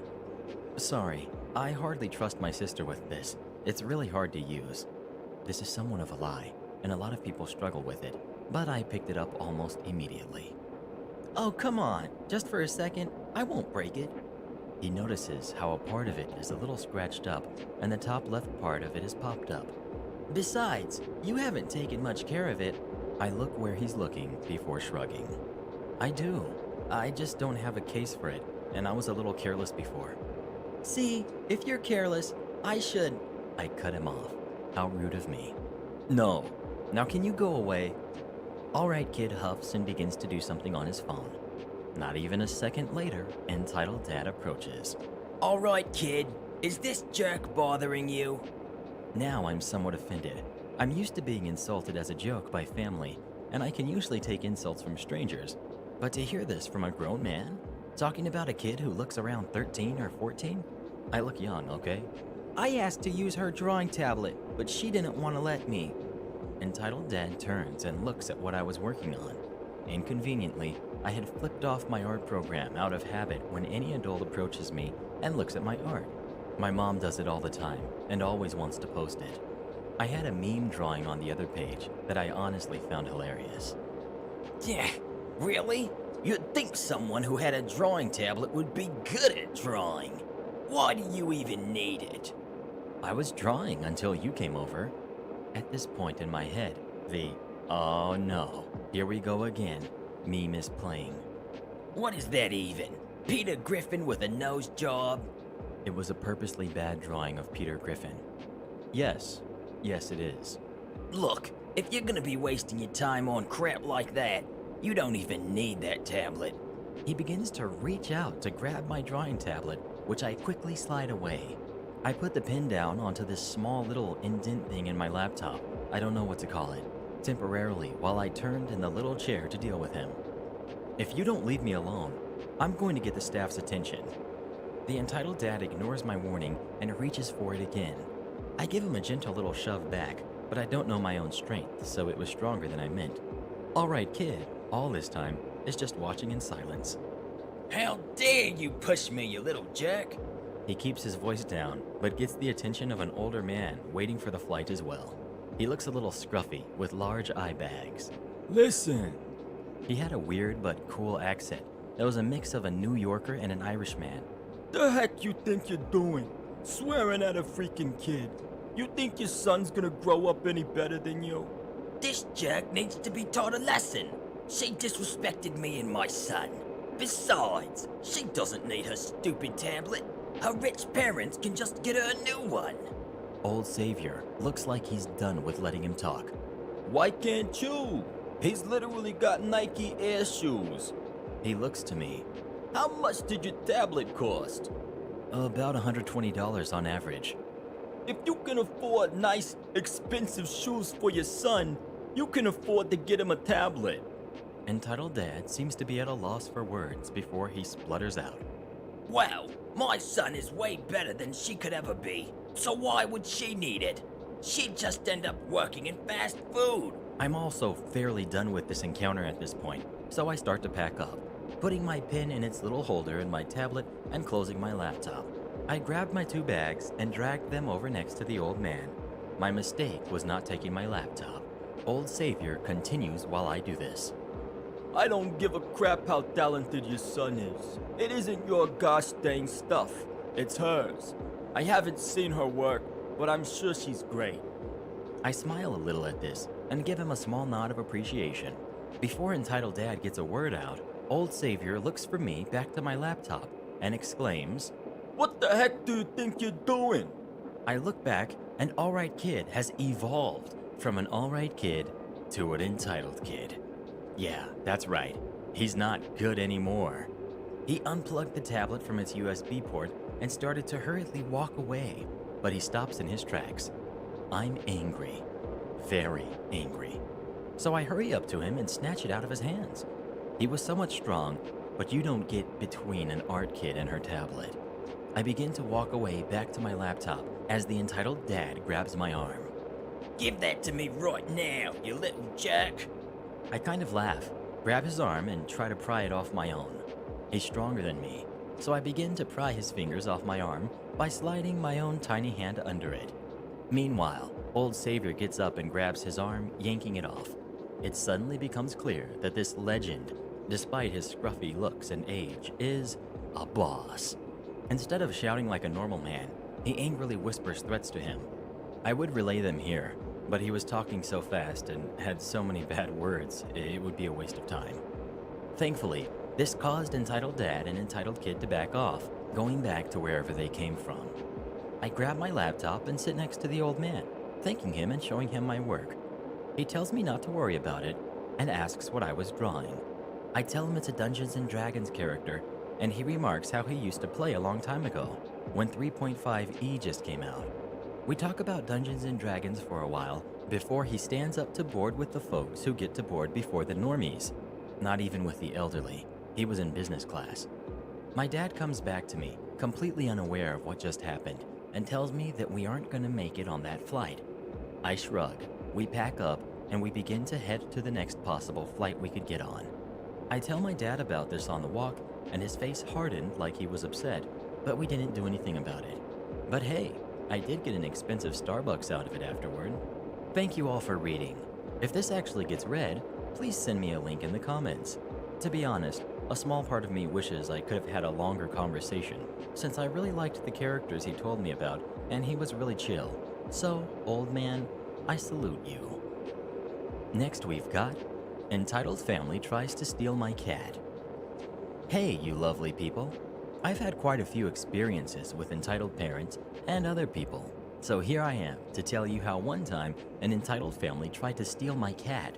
This did happen about 10 years ago, but I'll tell as much as I remember. Here's our, some of them not so, lovely cast. Me, OP, a unicorn goddess. We've got Turbo, my adorable cat.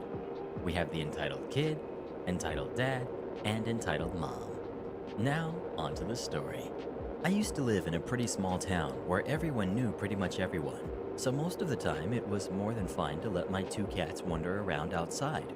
Both cats were, and still are, very clingy and often follow me or my mom if they see we were outside too.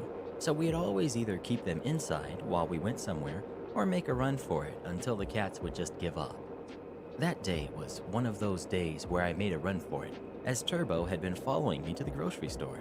After a few minutes, I was on my way back and almost home when I saw a family consisting of Entitled Kid, Entitled Dad, and Entitled Mom standing by Turbo. Entitled Kid petting my cat and giggling at how pretty she was, while her parents watched.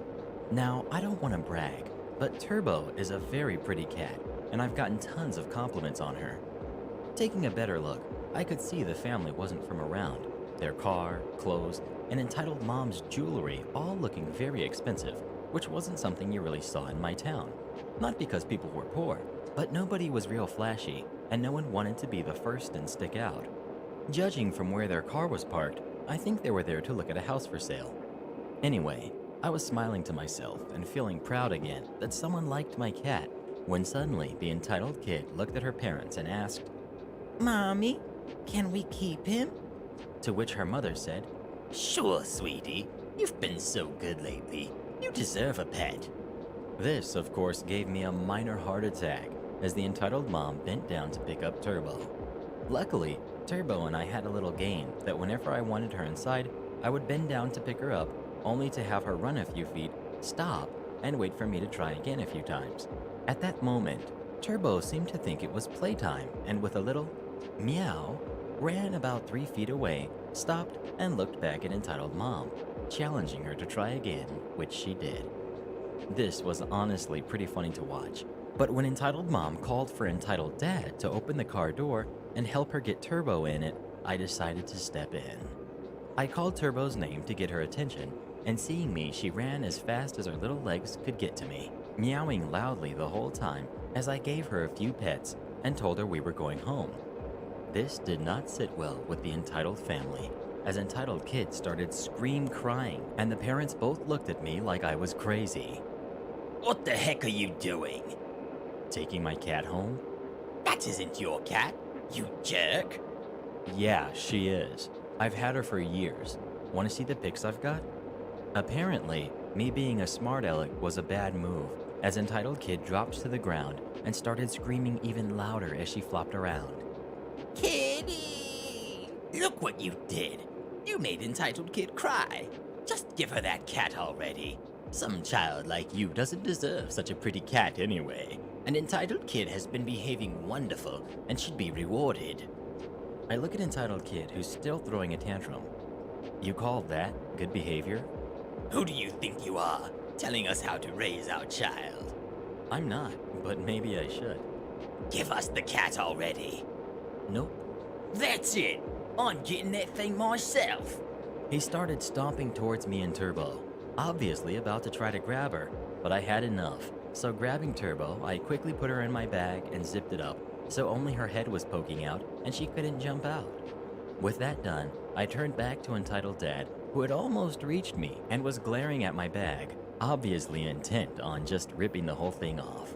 Luckily, many years of being bullied had resulted in me developing a mess with me and lose attitude that I decided to use, so I gave him my hardest glare and loudly stomped my foot towards him, actually making him stop walking. Listen, jerk. If you even think of coming near my cat again, I'm ripping off your head, making you eat it, poop it out, and eat it again.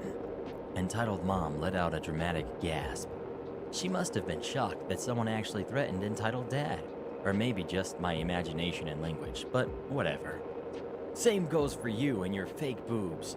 Get out of here, now. As they just stood there, frozen with Entitled Kid having stopped crying, I carefully placed my bag with Turbo in it down, and this time I was the one stomping towards them. Go! That seemed to work, as the entitled parents dragged their mayonnaise stain into the car and drove off with screeching tires. Never before was I so glad to have been a pretty big girl. I grabbed my bag with Turbo in it and started walking home again, but after a few minutes, I swear I saw the same car again with the driver and passenger both looking the other way, so I couldn't see their faces.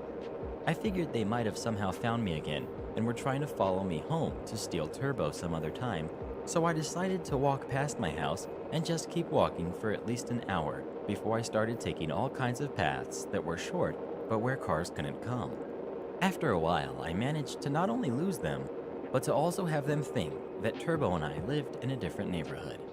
Still, as soon as I got home, I got my other cat inside, and my mom and I didn't let them out for at least a week in fear those people would somehow show up again. The end.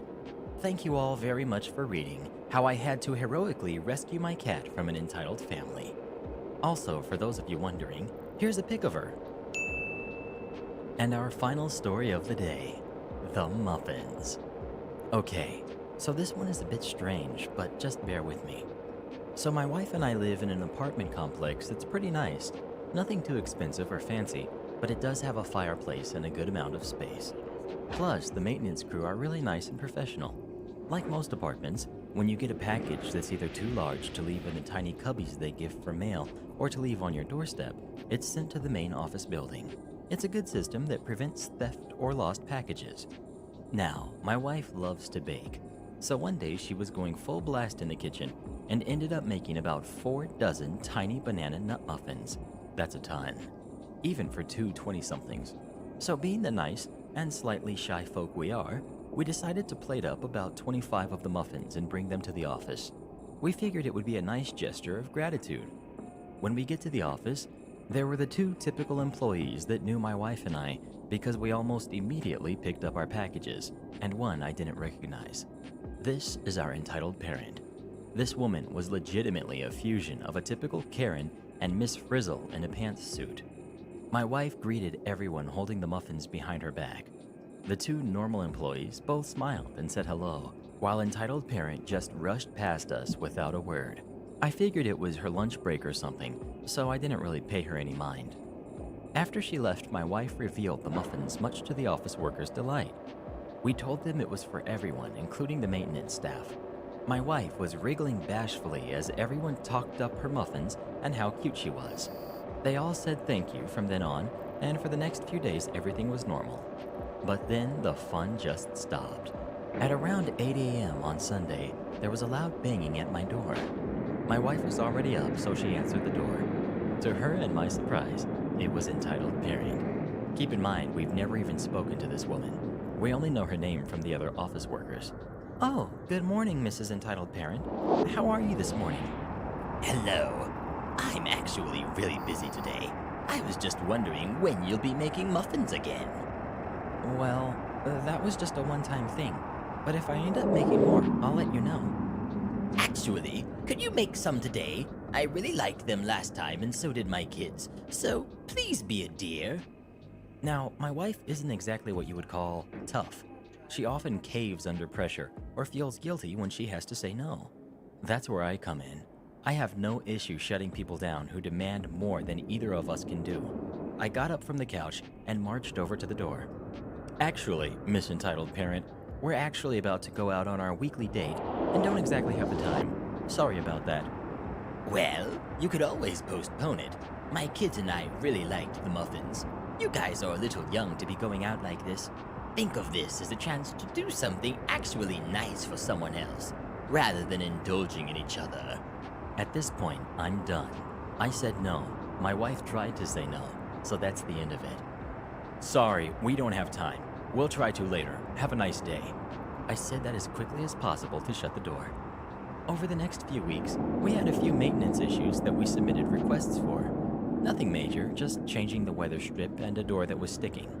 After 0 responses from the office or maintenance staff, I went to see what's up. Turns out, Entitled Parent wanted us to make muffins so bad that she denied or just ignored all the requests we sent in. Not only that, but we saw a dramatic spike in our rent the following month, about a $90 increase, that she said was a one-time mistake, and we should just pay because the paperwork isn't worth the trouble. Eventually, we were done. We gathered all the paperwork and denied requests we could and marched straight to the office. The complex owner was there that day, and we knew he wouldn't be back for another month. As soon as entitled parent saw me and my wife with a fat stack of paper, she froze like a deer in headlights. We made our way to the owner and explained our situation. He is stunned over the fact that his employee, who was already on thin ice for something similar, would be so ill. The owner told us that next month's rent would be on him and maintenance should come by as soon as possible. The entitled parent glared at us as we left the office. I found out later that she was fired and sent to court for fraud. Turns out she was pulling similar problems with 5 other tenants, raising their rent only to keep the extra money off the books. Man, to think this all started because of some muffins. If this ends up on Reddit, Mr. Reddit is a chill dude. Oh, thanks, Bad Bear. You guys sound pretty chill too. Entitled mom gets mad about a large fry she did not order. Hello, Mr. Reddit and Re-Army. I love your videos and I watch them every day on the way home from work. I am on mobile, so sorry for any bad grammar or misspelled words. Let's meet the cast. We've got me, OP. We've got entitled mom, entitled dad, and the manager. So here's the story. I was minding my own business, stocking, cleaning, and that fun stuff when there was a beep in my ear. I was doing drive-through, lane 2. I answer with my nicest customer service voice. Hi, welcome to the restaurant.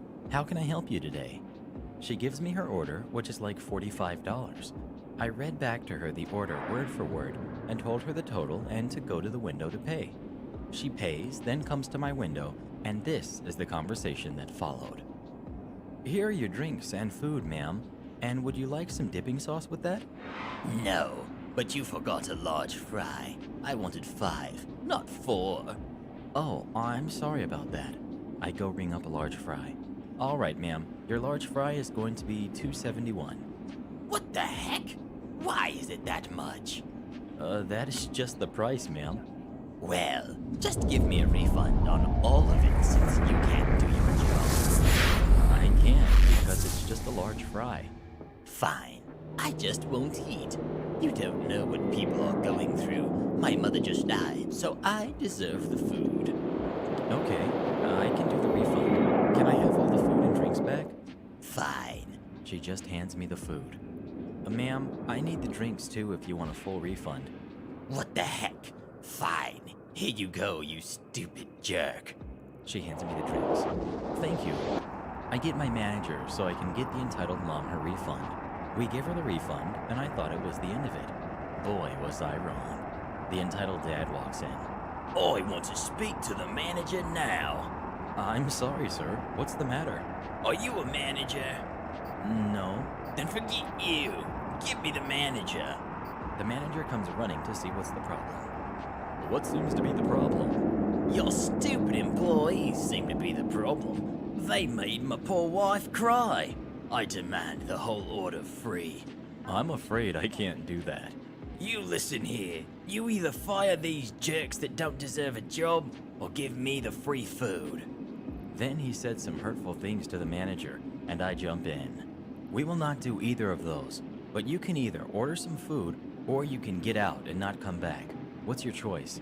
Forget you. Okay, just leave. How are you going to make me? I'm not, but the police will. After that, he left in a hurry, and I haven't seen him since. He was banned, along with the wife, and they never got their food. Thank you, Mr. Reddit, for all that you do, and keep up the good work. Next, we've got Entitled Pastor? Yup. This is my first story, so if my formatting is wrong, please leave constructive criticism in the comments. It's a long one, so this happened nearly 20 years ago, but it was so impactful to me that I remember it all very well.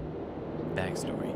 My mom was the volunteer secretary for our church, practically since the congregation was formed back in the early 1960s. She served under 5 different pastors over the years, and all of them depended on her a great deal. She knew everyone in the church, and everyone knew her. My dad had served as the church president several different terms, was a church elder, belonged to every committee and group he was eligible for, and knew everyone, and everyone knew him. Let's just say that anytime anyone had a question about where something was, or how something was done within the church, our phone rang. The church was our family. One of my mom's main responsibilities of her job was producing the weekly church bulletin. This required getting a few bits of information from the pastor, mainly his sermon title, and which hymns would be sung that week. Back in the day, she would do this by using a hand-cranked mimeograph machine. Google it, kids. It wasn't quite having to chisel it into a stone tablet, but close. Being the perfectionist she was, there were many times she would find a mistake in the stencil, and rather than leave it, she'd retype the whole thing on her manual typewriter.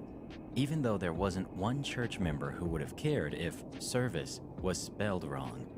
Sadly, my mom passed away following a short illness in 1996. Her sudden departure left a major hole in the church's day-to-day operations. I was grieving badly, not only because I'd lost my mother, but because she was my best friend. About the second Sunday after my mom's funeral, our current pastor stood in front of the congregation at the end of service and asked if there were any volunteers willing to help try to keep the office going, and in particular, would someone like to volunteer to produce the weekly bulletin. This was now the second week there was no bulletin. I'm guessing it was my grief that made me do it, but I slowly raised my hand. Already having a full-time job and 2 kids under 4 would make this difficult, but I felt confident that I could do it. Now, this current pastor had been with the congregation for about 19 years at this point. I was in the first confirmation class he taught during his first year. He officiated my wedding. We knew each other very well. At first, he was very accommodating to my schedule and worked with me to make sure I had any info I needed and plenty of time to get things done. However, as time went by, a couple months, he started to become lax about providing sermon titles and hymn choices in a timely manner.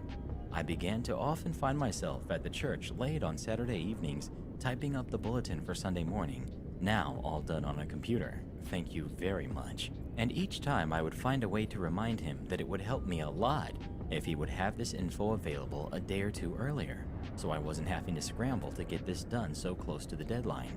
He'd do better for a week or 2, but then it would go right back to the last-minute crap.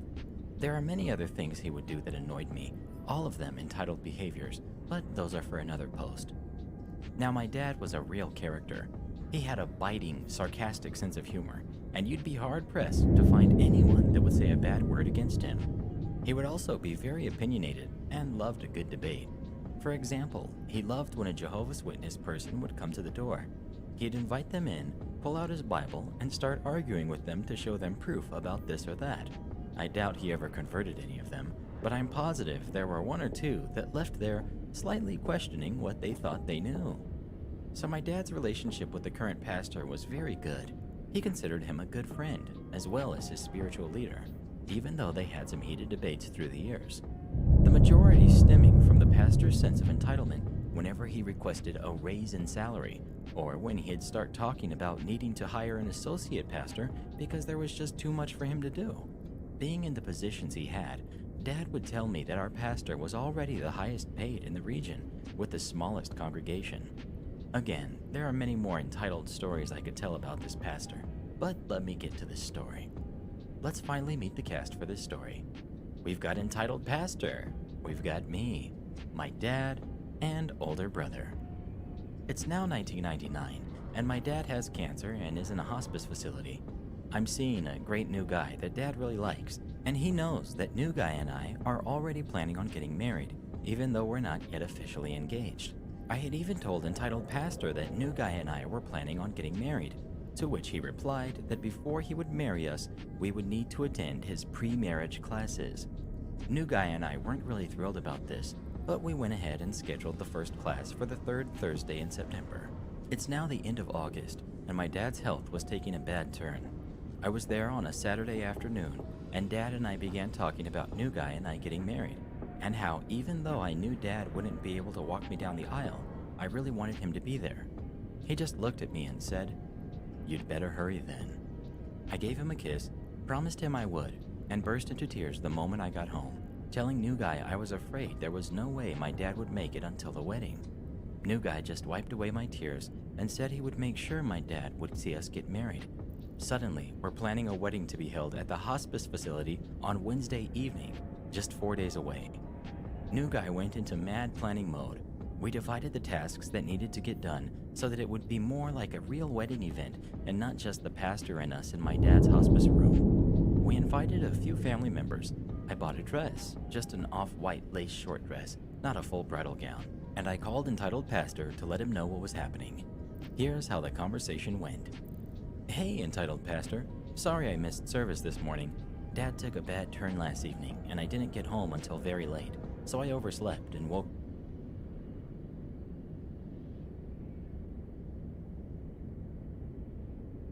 Oh no, I'm gonna die!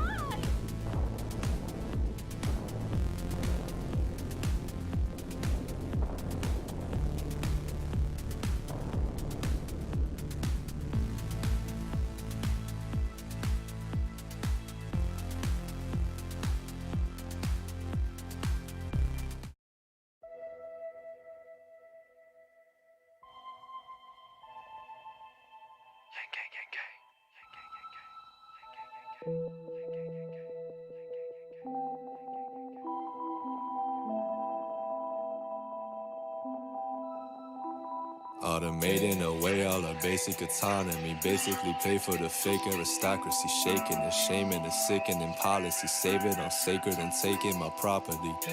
Locked out for weed, locked out for poverty. Lots of us locked out for being anomalies. Logging us down if we ain't how we oughta be. How can I help when I ain't even proud of me? Perfect solution, I heard you been losing. Be sure to be nervous, like certainly choosing. He's certainly proving it, curving and cruising through everything. Throwing at him, serving the truth. Gang bucks trickle up, hey, gang standing up.